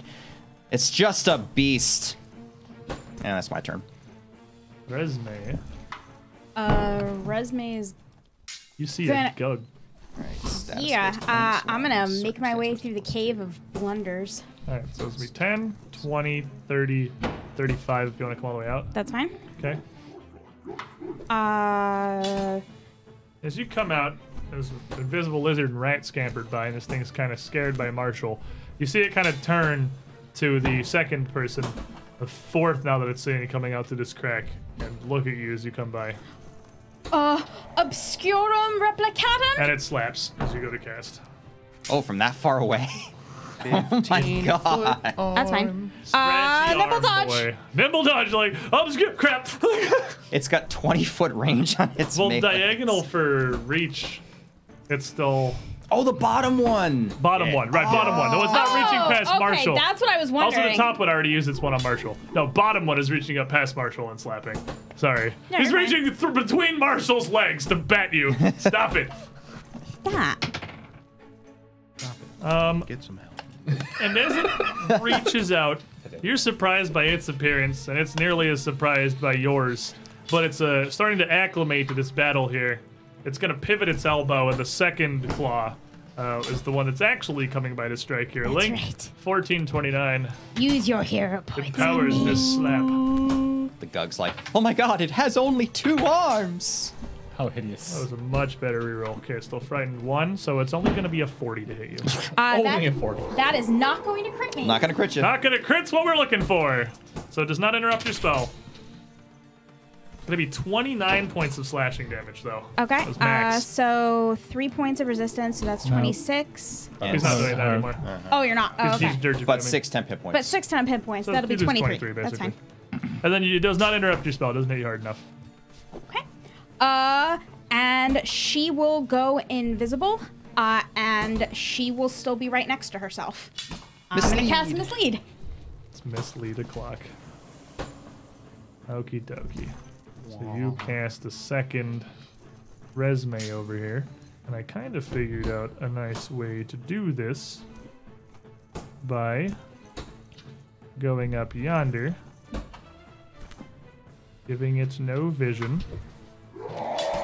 and then making it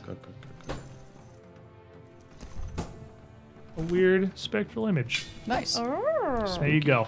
But your real self is still in the original spot, Do I have it right? backwards? Is that how it was? Yes, backwards. Oh, so the image appears below you. Yep.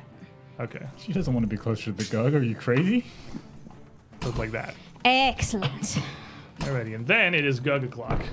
And the northernmost Gug here, as Marshall is coming, even though Marshall is completely ignoring this thing, it's not happy. There's a giant guy in front of it that's bigger than it is, and as it's right next to you, it's just going to pivot its entire body to the side, its whole torso twisting almost 90 degrees as it opens its mouth and just tries to bite into your torso. Frightened 1. It's going to be a 35 to hit. It's gonna be a hit. And as he bites into you, it's gonna be 21 points of piercing damage. Okay. Before he doesn't grab you. You're too large for him to meaningfully grab. But his teeth kind of sink into your side, and all of you can see this thing is bit on the right above Marshall's hip, and then both of its arms just kind of slap back and forth with all 4 claws at either side of him. Is it just aggressively dabbing? The dab of death.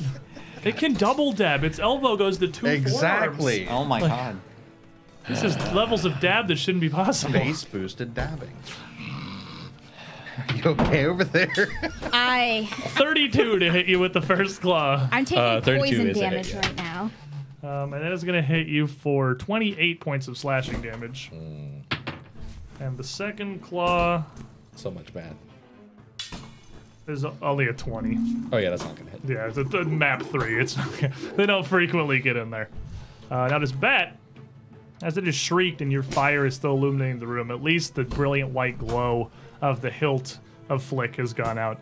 But it's still pretty generally upset about it. And as it ends its shriek, it dips back down to bite towards Rasheen again.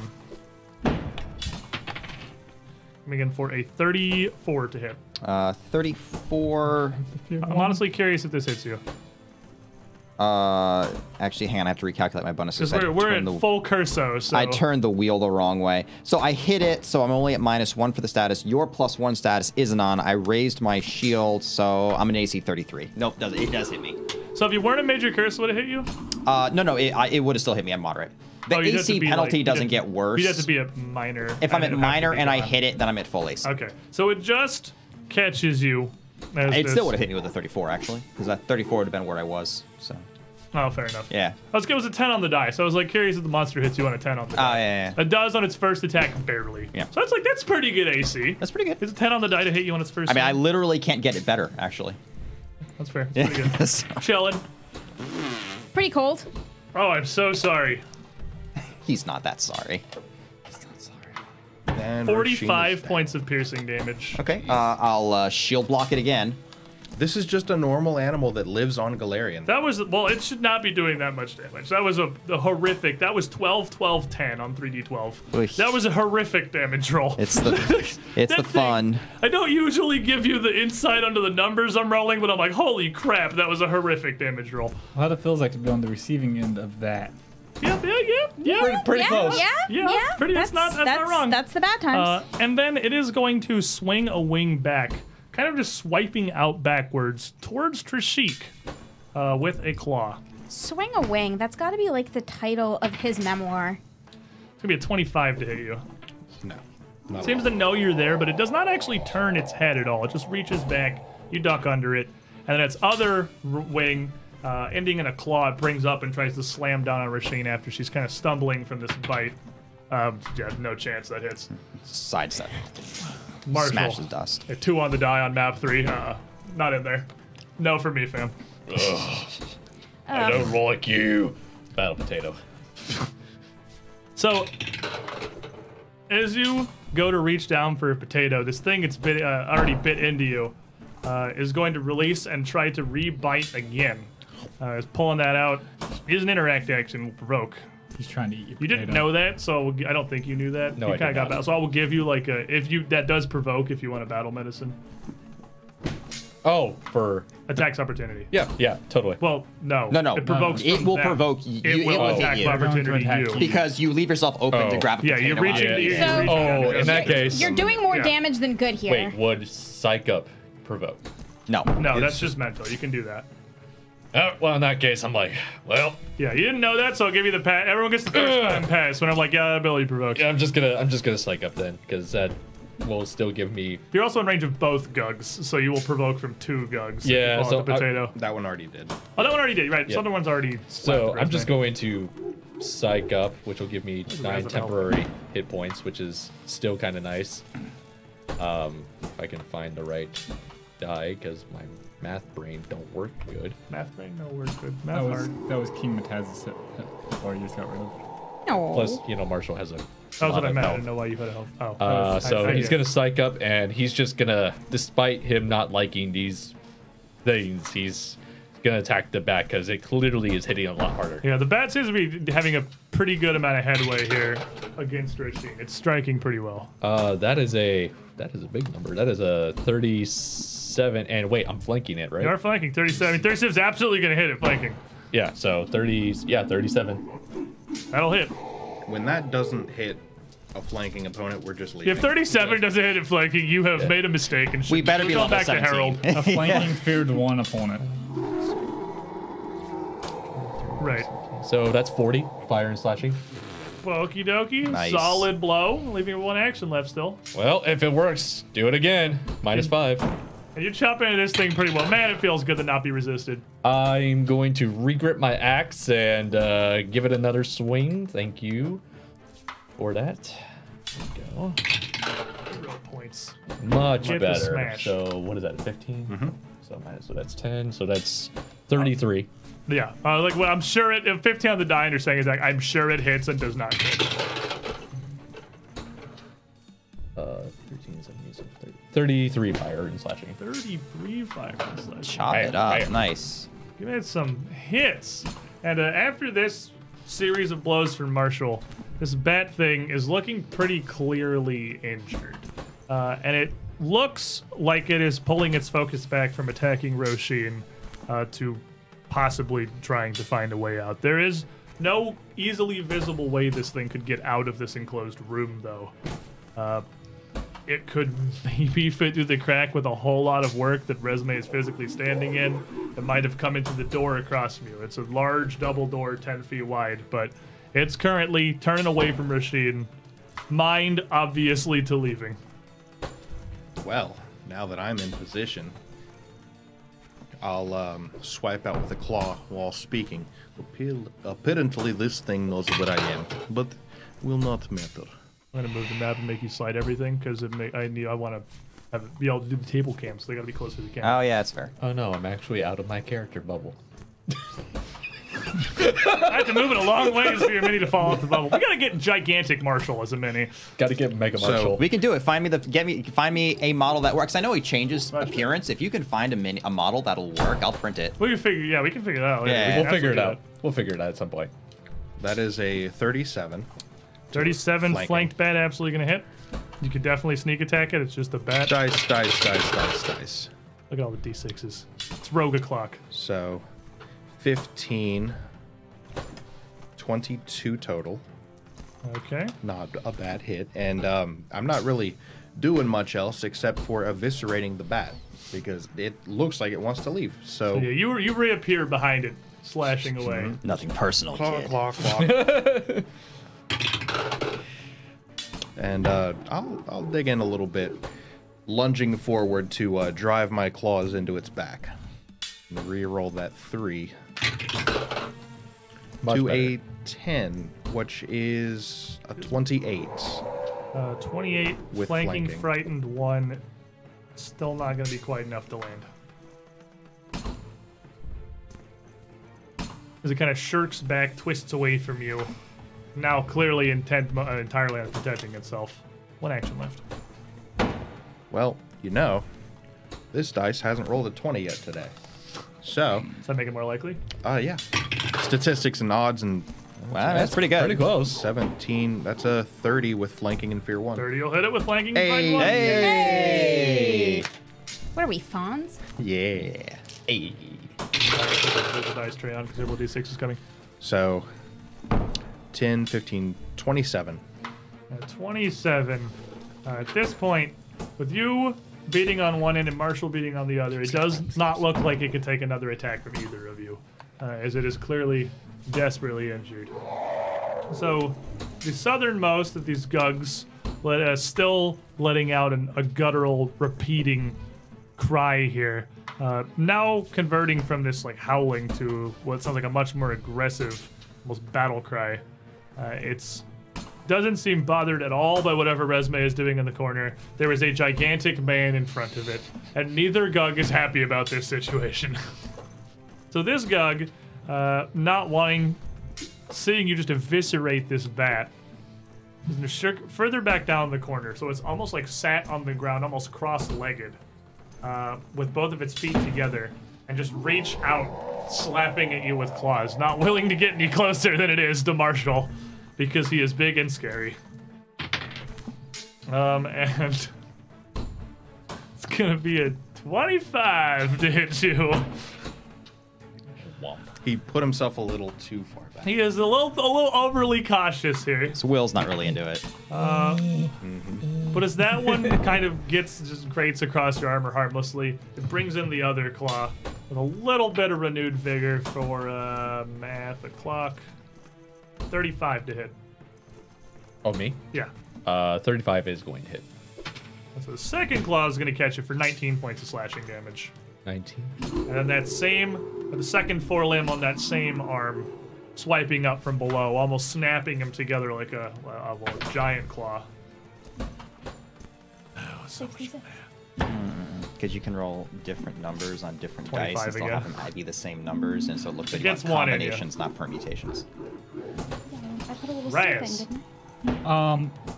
Raz, still just holding that one note, is going to try to focus his magics to make it linger a little bit longer and reverberate a little bit more. So we're going to use a free action to use lingering performance. So Okay. it's a performance check versus the normal Your DC. normal DC for your level, right? Normal DC for the highest level affected by the cantrip, which So is it's going to be be, your level. yeah, it's going to be Dirge of Doom. So Okay. And- Oh, the highest level affected? yeah, Okay. so it's going to be a 32. 30 will succeed. 32 will Alright. succeed. So it's a regular success, which means it lasts for three rounds. And then I'm gonna look at Marshall as that's echoing around. You know, I heard once that dwarves started give their children L at a very, very, very, very, very young age. Is that true? Tell me that's true. Straight out of the womb, boy. And as he's asking the question, you feel Baptized in wisdom. Baptize him in you feel soothed as a 4th level soothe comes over you. Appreciate it. So I need 2 more. There's one, and there's another. I keep forgetting those exist. Percentile dice count.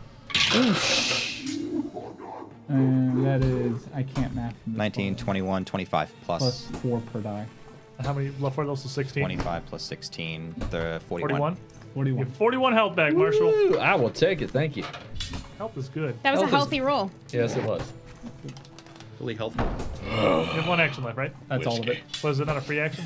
For Free action for lingering and then the cantrip itself. Oh, Yeah. right. I didn't realize you actually used. I thought that was extending one from last turn. I see. Yep. Roshin, then. All right, Roshin smells blood, and it's not It hers. is Rip and Terra Clock. It's Rip and Terra Clock. She's just going to press immediately in to press the advantage on this thing. So that's going to be a... Curse mode gives me a bonus to hit also. So that's a 32. 32 will hit. Okay. Flanked, frightened, bad. And almost certainly... Don't know if it's possible you could not slay this. 20. Yeah, you absolutely are going to take it down. Cut the And- leg. Tackle it, drive the sword, I am pull out, so step happy away. you killed that thing before I got to go again. Glory, kill the bat. Glory, kill the bat. No, It Flick has- did. What? Flick did. Did you name something Glory? No. Oh, You killed him with your sword. I did kill it with Flick, yeah. Yeah, you did kill it with Flick. Flick did. And I've got a bunch of actions left. You do. It's only one. You strike it down.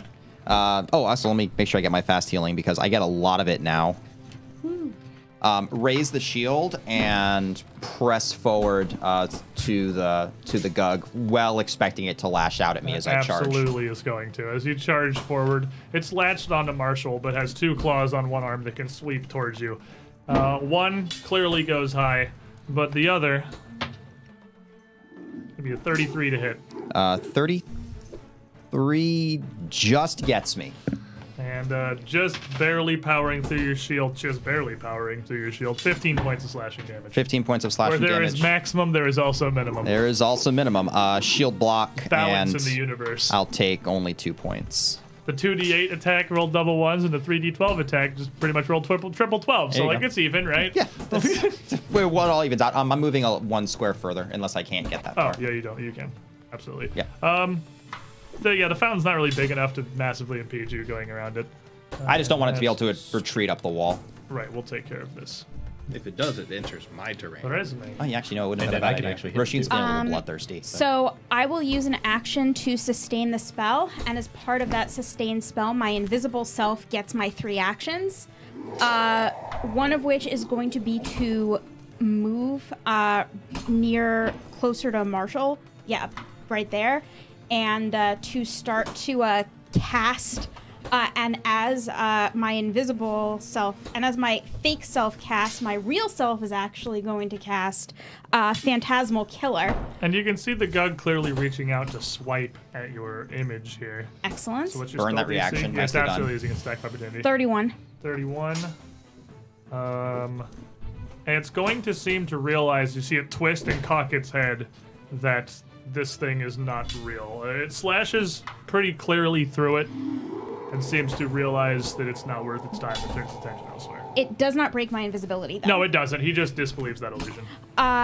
So a vision of love and kindness and rainbows and babies smiling at their This is mothers why for is the this- first time You will assume these things are just like purified evil.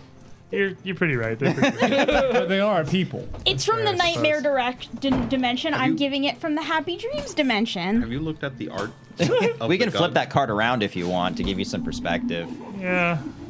That's the Yeah, he maw looks of, pretty of angry. the abyss. Well, you are judging off appearances here, good sir. Well, we also haven't hit it once, and it's hit us like 20 times. Well, yeah, Giveth unto me a will save. Barged into his house and you're trying to do bad stuff to it. Barging in, we're Oh, I saving used, it. I used We the, saved it from the evil bat thing, and it has not been grateful. I used the goodwill save on disbelieving the illusion. Oh, it really is the goodwill save. Can I interest you? Oh, he's frightened. Why? 22. 32. Oh, it almost died. It almost died. So 31 on your DC. Yeah. 1 off critically failing. That was money. wow. That's so crazy. So it's Because so it is now frightened 2. And it's probably. gonna take 8d6 mental damage. Oh, kittens. Oh, happiness!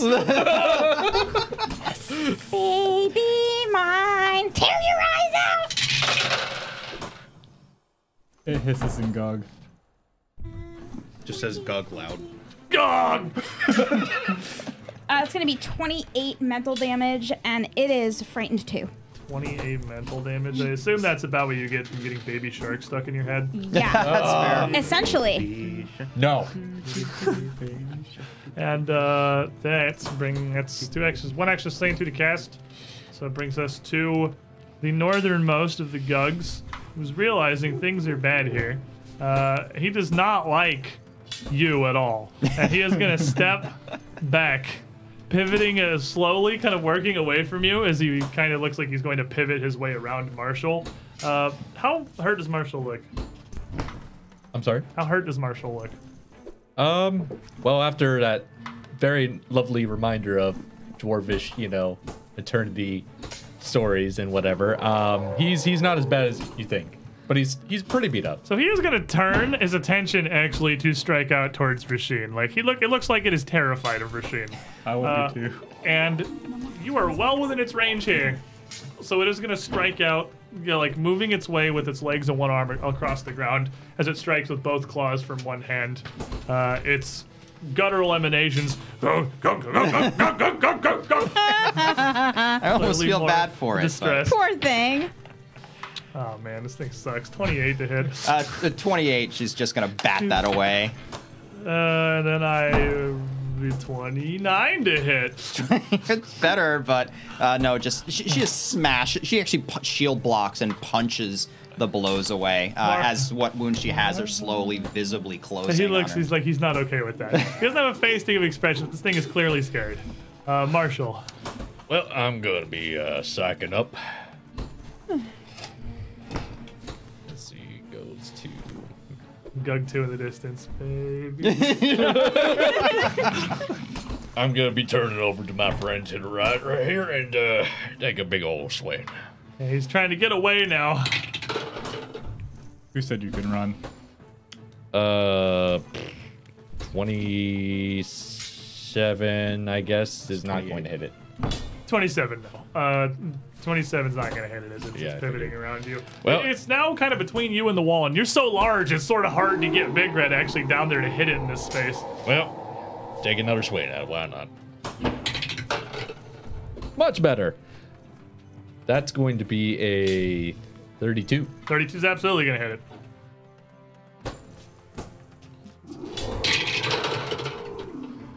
Woo, that's a big number. 16, 17, that's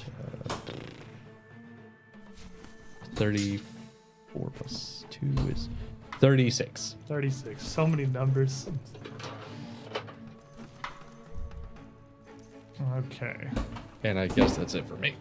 Well, this thing is relatively large. The Gugs actually seem to be significantly less sturdy than the weird bat beast was. As we come around at your Sheik, way up in the back of the room. Well, Sneak. I'm in a pretty good position to just pull out an arrow and start shooting. Start shooting from behind the pile of dwarf corpses. So That's No. good cover. Don't judge me. actually, let's have some fun with this. Oh no. Don't have fun with the dwarf corpses. No, with Oh, those are for later. gross. Don't let Marshall see I'm you. going to pull up the cloak of the Montebank Okay. and dimension door to behind it, right here in the corner. Ooh, thank you very much. Not flanking. I'm gonna Not trip yet. it. You can trip the spaghetti monster. Yes. Okay. Okay. He's gonna try. Well, He will succeed. That's impossible. good luck, idiot. 32. I'll have you know its reflex save is freaking terrible. It goes down.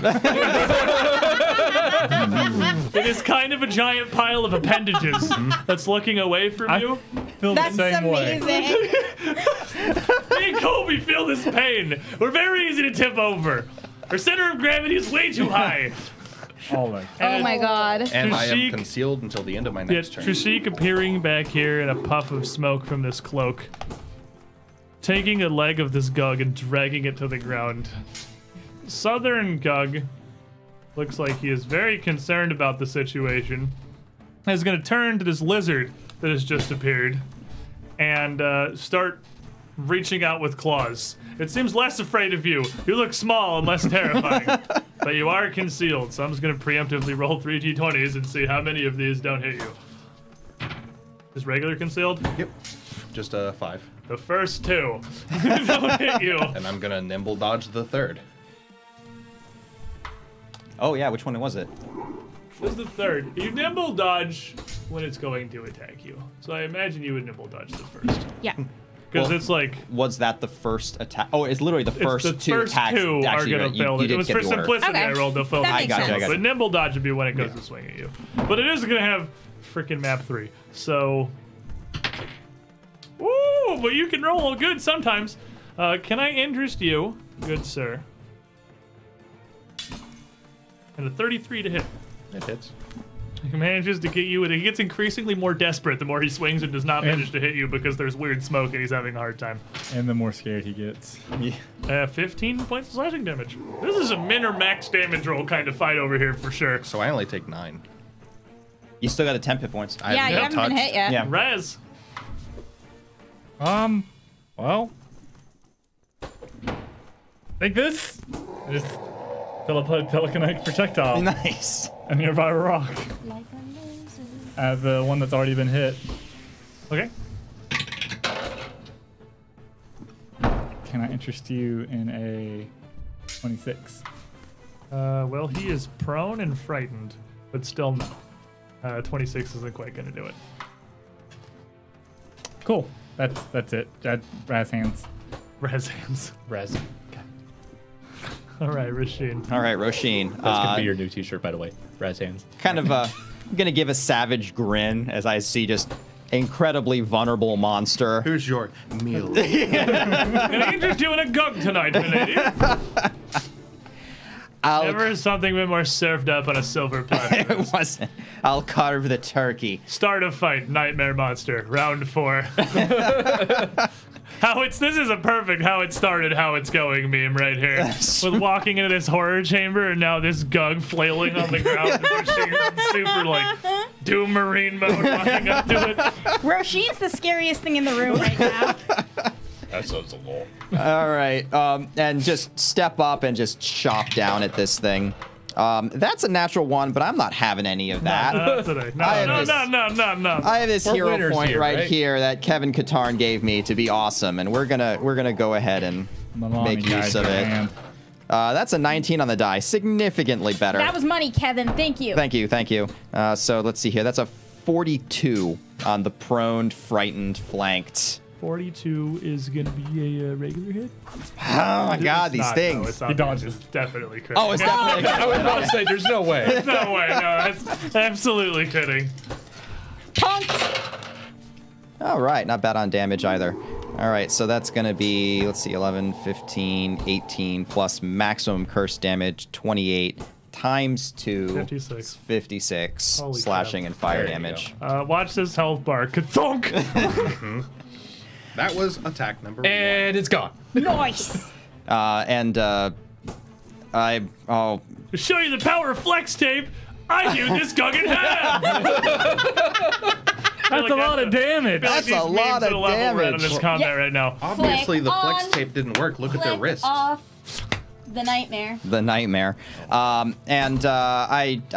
She's enjoying this, so she'll just raise her shield. She's enjoying this. Oh, well, you're not two-handed. What kind of major curse is this? Not two-handing your String sword. it out. I can't two-hand flick. It doesn't Oh, work. it's flick, right? It's not, If I had was freaking so used Thorn to out, that I would sword. be carving. Resume. Flick actually does the same amount of damage. It's a trade-off. Resume, knowing it's that not, this actually. thing Flick has does the same amount of damage, already it's two-handed. like kind of found her out. Yeah, it seems that they're not going to be interested. Is going to focus in on the one that everyone seems to be focusing in on. Okay. Bully the And child.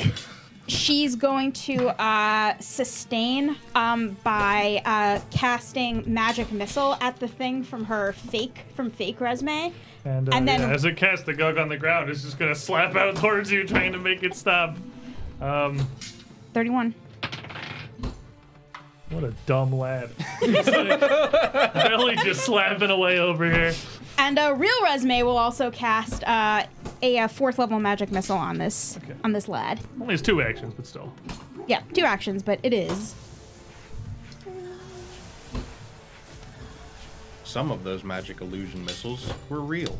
Yeah, he can't. That's why he can't tell. He can't tell which ones are and aren't hurting him. It's He looks coming like from he's behind casting magic Marshall. missile. He's taking damage from magic missile. It's not like he knows it's different. 17, So 18, 19. that is going to reveal you because it is invisibility, and you're casting an offensive spell. It's Doesn't not matter. the- it's mislead. mislead, not does Is it invisibility. greater not. invisibility or invisible? Because I'm pretty sure it gives you the effects of invisibility. You can look it up regardless how much damage you take. We can figure that out 24 points. later. Okay. I like the 2 4s, 2 2s, and 2 3s. Yes, it was excellent. 24 points of damage. Of force damage. All right, and then he is on the ground and he's not happy about it. So he's going to kind of contort a bunch of limbs to right himself. Marshal a clock. Oh, no, you don't. Oh, yes, you do, apparently. 27. 27 hits. I mean, oh, no, you don't. He's 27 frightened and prone prone. and frightened one. 27 actually hits him.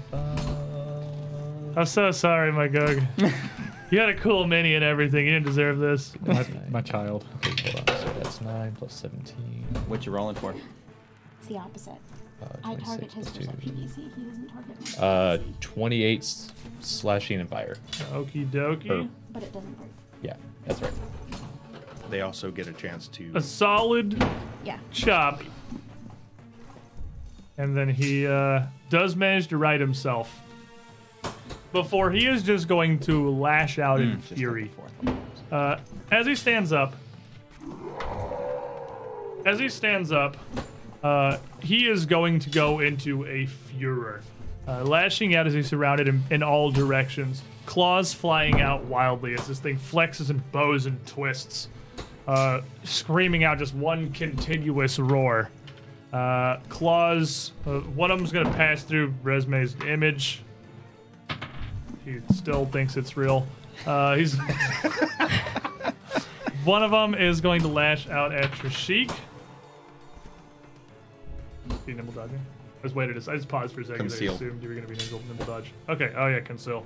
I guess that's concealment then. And then I'll nimble dodge you. Nimble dodge before conceal. That's the point. When he attacks you, Well, you get I'm dodge. nimble dodging the attack Yeah, okay. regardless. That's what I was just making sure you remember. I was And then concealed. 27 to hit you. Not even close. It is going to be a 40 to hit Marshall. Oof, that is a crit. And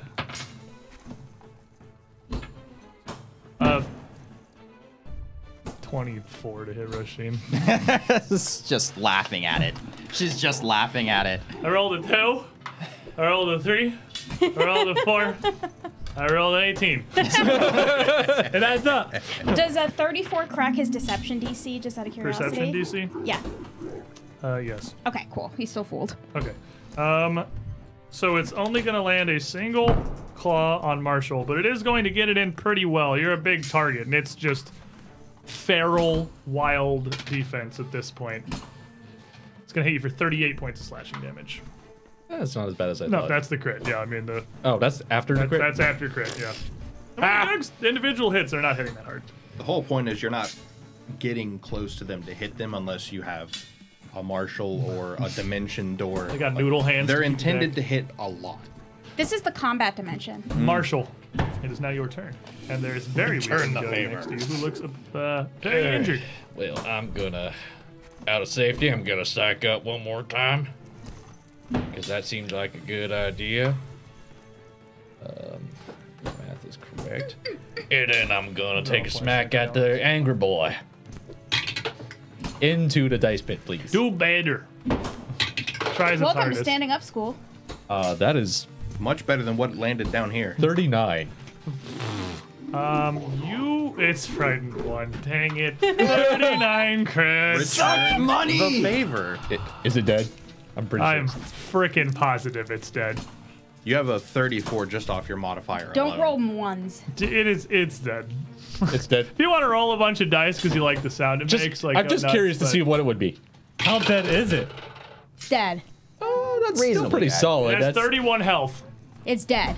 Oh yeah, that's like He's dead. a lot. Yeah, he's Like just eviscerated. 80. Wait, did it crit him? Yes. Yeah. Yeah. He's so dead. Guess what specialization I still have? They're not They're adjacent. not- They have to be Aw. adjacent to each other. Even with my reach? No, yeah, they have to be adjacent to each other. Sad. All right, The well. X specialization is so specific. Well, with this guy specifically, I'm just literally gonna hack him into. You want a turkey? I'll give you a turkey. As this thing just splits into. And then as the axe lands, and I glance over to the other one. Like, now it's your turn. I just flip the axe to the side and just go right around. It's not axe specialization, but it'll do. It'll do. Is that an 18? I believe that's an 18. It is an 18. Holy crap. Alone! We're bullying the gogs. 36 on that one. 36 hits. He's frightened one. Two. Hey, that 36 is hit regardless of the frightened one. That is 14 plus 17. That's 21 plus It's 31. 30. Sorry, 31 plus 6. That's 37. 37 fire and slashing on that guy. Alright, chunk a pretty good hit into him as well. Which is bringing us to Trishik. So, you know what worked really well? Murdering it. Laying it gently down on the ground for everyone else. So, you know what I'm going to do again? I'm going to 5-foot step over because I know he's got long, gangly arms. Energy. And, yeah. Gugs are supposed to be horror demons, and we're down here bullying all these gugs. Stop hitting yourself. Stop Stop hitting yourself. I'm just going to Give me your feet, buddy. yeah, his toes are mine. Young toe thief over here. That's a 36 to trip. Give me those toes. So you want to know the worst part? That almost critically It succeed. does critically succeed. So it which takes- means you do D6 damage to him when he falls down. Bonks his head on the floor. 2. Ow. And then, Just adding insult to injury. Why Well- is that even? Yeah, he's prone. Whap. you see, He's super prone. It's like ascended prone. he's on the ground. He flipped first. He does a full flip and lands on his head. His So- mouth. I'm just going to reach down and take part of his body and rip it out. After the That's- discussion with that's- Harold, it's like, oh yeah, just another rock walker. Yeah, we So eat rock that's a walkers. 30. That's what we have to do. 30 hits.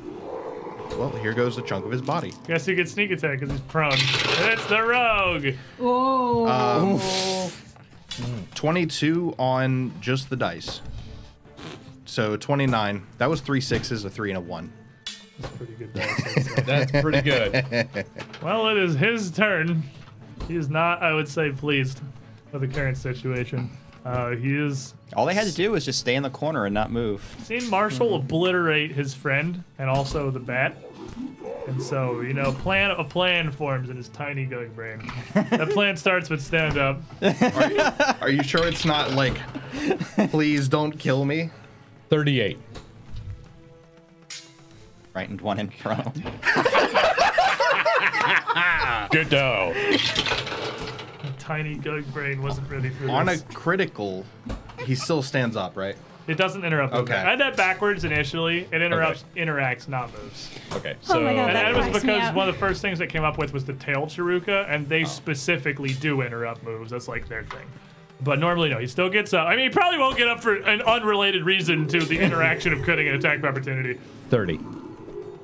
That's a crit. So, 60. Oh, so 60. oh, he's still alive. Oh, and He's still alive. he takes persistent fire damage. He's alive and he's on fire. It is his night. And he is, You just see Kermit the Frog arms going. "Ah!" he is going to, as he pulls himself up, he doesn't stand upright. He bends over kind of backwards, twisting around like some horror demon, puts his claws in the walls behind him, and starts to spider climb up along the wall. This is the only time I actually get to use this. No escape. You use your reaction for Oh, yeah, that's right. That's You right. only get one reaction. Never mind. He's not gonna climb terribly high off of the ground.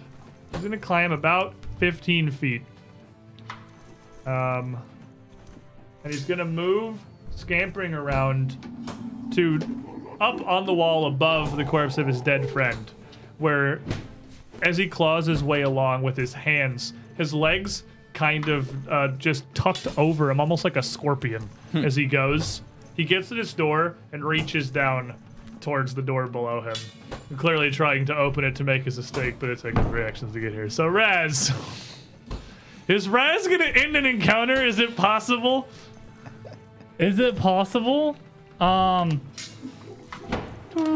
He's going to. That looks kind of like projectile. That's the only cantrip I have that does. Oh, he's gonna take some fire damage. One fire damage. He's also a little spicy. Oh, You know five. what? Come Raz on. is feeling super duper inspired by his own music playing. I haven't sounded this good in years. Raz is here to win. Yeah! Into an 18. There you 18, go. So that is a 39. And he's frightened. He's frightened one. That's a critical hit. No!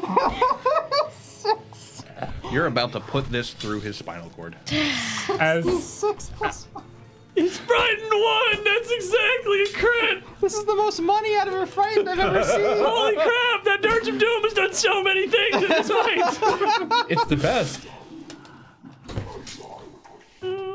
I have 3d6 in my hand. Oh, we have more. Don't worry. Don't worry. Here you are, my son. If you ever need D6s, ask the rogue. He's got a point. For a very average roll. Doesn't matter. Funny Doesn't dice. matter. I'm pretty sure it's 10, dead. 19. As plus- he's scampering over What happens? his Gug buddy, you see the arm from the first Gug. It doesn't rip off, it just shoots up. as Raz targets the claw and just tries to rip it up, and the whole arm just goes whoop, right up through the Gug's spinal cord because he doesn't have a head. You're not convinced they have a spine the way they're moving. Yeah, I'm not convinced or anything. But as you shoot it up, the arm from its dead brother pierces up and punches right through the main body of this Gug as it crawls across the wall. Jeez. And it drops from its position above the door, falling into a heap atop its comrade here. Was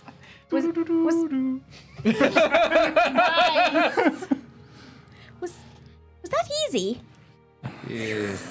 Relatively speaking, was not a problem except for the bet. The bet appears to have done a good number on Roshin. Are you okay? Darling, are you all right? Not nearly as badly mauled as she probably should be. I'm at about 2/3. Fast healing, of course, stops as this last Gug falls, but the curse still pretty well gripping you, I would imagine. Oh yeah, Roshin is laughing. In fact, I imagine that when Marshall just like brought the axe down, Roshin's like right in the splash zone. Just opening up your mouth like, ha. And I got problems.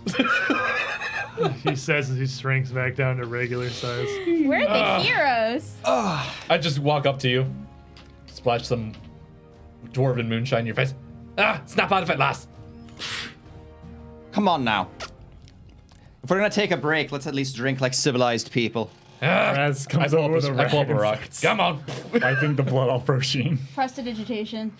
Repeatedly. Oh, you're a till it's all gone. You're a darling. Thank you. While we're waiting, I'm going to properly potato myself. Yeah, we don't need to roll any of that right now. We can roll that out. We Yeah, can, we yeah, can we'll do it the, later. Sorry. the follow-up of this next session. Oh, and But, so incidentally, Mislead gives me the higher level invisibility, so it does not. give you a high So, Really? yep, so it does not break when I take aggressive actions. Neat. What makes it so cool is you have to break both things. You have to break my deception, and then you have to break my invisibility, and you have to do it separately. Okay. So it's really cool. Yeah, but if That it's is heightened really cool. invisibility, then yeah, you don't get revealed at all. That's awesome. That's like super neat. It's my So- favorite spell. I love it. What level does invisibility heighten? Fourth. Oh. They didn't change the level on that. That stayed the same. So, as these Gugs fall in a heap, their bodies piled on each other, just a sprawl of arms and legs, heaped almost exactly in front of the stone door. That seems to be the only clearly visible way to leave this chamber. So as Marshall sits down to take his potato and to heal, you guys are kind of gathering your thoughts here. You have accidentally made a really good barricade between you and whatever might have been on the other side here. I've got 10 minutes of time to start cutting them up and moving them. Yeah, if you want to, if you really If we want to clear keep them out while going, but we everyone might else is actually want to resting. rest. We've actually gone through it. I would like to rest. wanna That rest. gives me time to, unless we want to literally use it as a barricade. This is a lovely room of death. I think it is a fabulous place to take a nap. And looking around it now, with time and without the pressure of these horrible gug demons spread throughout the area, it looks like, even though it's a bit overgrown, it's a bit damaged and very overgrown with this strange fungus that's wrought throughout it. This hall looks like it was once grandiose. A lot of time and effort and craftsmanship was put into this. These carvings that you see of the dwarves all extend all the way around the chamber, like a fresco wrapping the entirety of the room. And it's not a small room. It's like 30 feet across and double that in length. This would have taken even a team of skilled craftsmen weeks or months to inscribe into the wall in the kind of detail that it looks like it once had. It's now pockmarked with this strange clumps of this hair-like fungus, and in places worn away, damaged. Unlike Harold the friendly spider outside, the Gugs look like they are much more damaging to the surrounding environs, and it's especially around the lower half of this 30-foot high room. Clear gouges and claw marks where they've moved around, seemingly sometimes even having bored through bits of the wall or scraped away large portions for no apparent reason that you can really see. But it is not silent in here. You can hear some sound coming through the doors as you stand near it, Trishik and Rasheen here. You can hear in the distance more of these guttural calls. It is all but certain that beyond this doorway into the rest of whatever the structure once was, there are plenty more Gugs where this came from. And who could know what else? Don't like it. Sounds like fun. I hope it's not a bat or a giant spider is exactly a bat and A giant spider. Can we have a talk? Exactly the things we didn't want to None of that was planned. Oh, I No, wonder. none of I it. know. What? So if this keeps going, we just wish for a giant pile of gold. Boy, I sure hope it's not infinite money in the next room. I sure hope it's not level 20 in the No, next I'm room. telling you, Sal's in the next room. So sorry, Todd. Oh, my customers. This wagon is just like on the other side of the door. Oh, get out of the way. Give me a minute. Close the door, though. I can't do it if you're looking. But think- Salsar Todd's Cell Gugporium. there was an attempt. I think. It's the cellar, and it's full of Gugs. Is it a cellar? It looks like it was a massive meeting hall. We're But it's underground. under the ground. It is under the ground. Is that all it's required to be a cellar? Is that Yes. it's a room? It's not on the surface? And you sell Yes. stuff in it. Keep in mind, it's dwarven, so everything's underground. Or store it. That's what I mean, like- Yeah, exactly. I don't think their entire city is a cellar. It's a cellar. To feed. Listen, I think this is a good place to call it. for us to end our session for the week. Can we have a Herald T-shirt, please? No. Harold the Friendly The Eldritch most, Abomination. the most chilled nightmare. Do you have a question for me? He's chilling. Let me He's tell just you about hanging how out. the gravitational that- tides work. You know those nightmares that are not really scary, you're just perturbed the entire time? Harold. Harold. Yeah, It's a nightmare. All things considered, this has somehow been a spectacularly clean session for the team. You guys obviously ran into some actual angry nightmare monsters, but dispatched them with relative ease. And that's Harold was a pretty chill dude, so I feel like still don't after trust him. Harold, they just weren't that scary. this is way better than the crystals trying to eat you and then the purple worm. Yeah, that was a good Actually times. eating us. Actually eating you. This has been way more of a chill experience. Just hanging out with the boys in this weird abandoned dwarven auditorium. The boys are weird and like to say gug gug gug a lot, but I You guess that's know, why they're called that. it's a thing. Let's not judge them. Man, these things look. I like to say my name a lot. Yeah, I know you do. These things look freaking horrifying. I know, right? I love those hate things. Gugs. Like So Gugs are like the thing I never want to fight. So wait, That's if pretty those much are what- Pokemon and you, so must mean you're a Pokemon too. Yeah, Right. rats. Raz, raz, raz, raz. Raz, raz, raz, raz, raz, raz, raz, raz, raz, Raz, Guys, raz. raz, raz, raz. draw this on for another hour. Just saying right now. we just sit here for like 4 more minutes just saying Raz around the Right. table Raz, over and over Raz, again. Raz, raz. But Raz. we're in that situation again where we have like 5-ish minutes left of our normal AMA. stream slot. Ooh. And Ooh, can I put the we- Gugs in my bag of holding and Oh. make them into Pokemon? Opening this door before us is both way too good of a cliffhanger to not leave for next session and probably more than 5 minutes of quick content. It is. So it's probably a good idea to hold this here. So yeah, if anyone in the chat, we can You got questions? pivot this over Q&A, to yes. AMA and chill for a moment at the tail Yes. end of this stream here. It's been a while since we've done it, I think. Yeah. Too. Yeah, I Yeah. mean, whenever we got like 5-ish minutes in the end of the stream, I got no problem just hanging out for Might a as couple well. minutes. Letting Chad know some things. Ask us the real hard-hitting questions. Yeah. Letting them learn. If you guys are Secrets. curious about his Latin name, we've come up with one. Wait, what? God. My Latin name? No, Raz's. Oh. Put that Raz? little, the mini, by the way, put your Gug Oh, a yeah. little closer to the camera here so we can go, yeah, look at that. That right there is, you could probably tell by looking at it, not a Gug, but it is pretty close to a Gug. And that was a really cool miniature that I got in a board game not terribly long ago that I got because it was a font of really cool miniatures, and this is just the first opportunity I've had to have an excuse to put some of them on the table. So thank you, Nick, for painting that. Absolutely. My pleasure. Favorite addition to the Lost Omens Ancestry Guide. Lizard folk Winglets. have actual feats. Nobody cares about lizard folk. Winglets. Cobalt. What? Wow. What? No. I haven't seen any. Winglets. I'm So sorry. they come out with the Ancestry Guide, which is a whole bunch of, like, a ton of new races, actually. A lot of rare ones. Like androids are back in now. But a whole bunch of racial feats for a lot of the existing races. And kobolds got a new feat tree that starts with winglets. Because they're dragonlings, right? Yeah. So they actually get like the ability to fly by the end of it. They just Let's just get more stuff in there, right? I'm sure they do. Yeah, I don't care about kobolds. But kobolds get a feat called winglets, I want a hero which point. doesn't let them fly, but it lets them jump a little higher. It increases the height of their high jump by like 5 feet and the distance to their long jump by 10 feet. They flap their dumb little winglets and they can jump just a little bit better. Oh, Aphorites. I love winglets. Seafolds, how long, Nick, how long did that purple worm take you to paint? So actually, it's not too long. Games Workshop has a line of paints called contrast paints, and they're basically witchcraft in a bottle. They're actual literal magic. Yeah, actual they're magic. pretty glorious.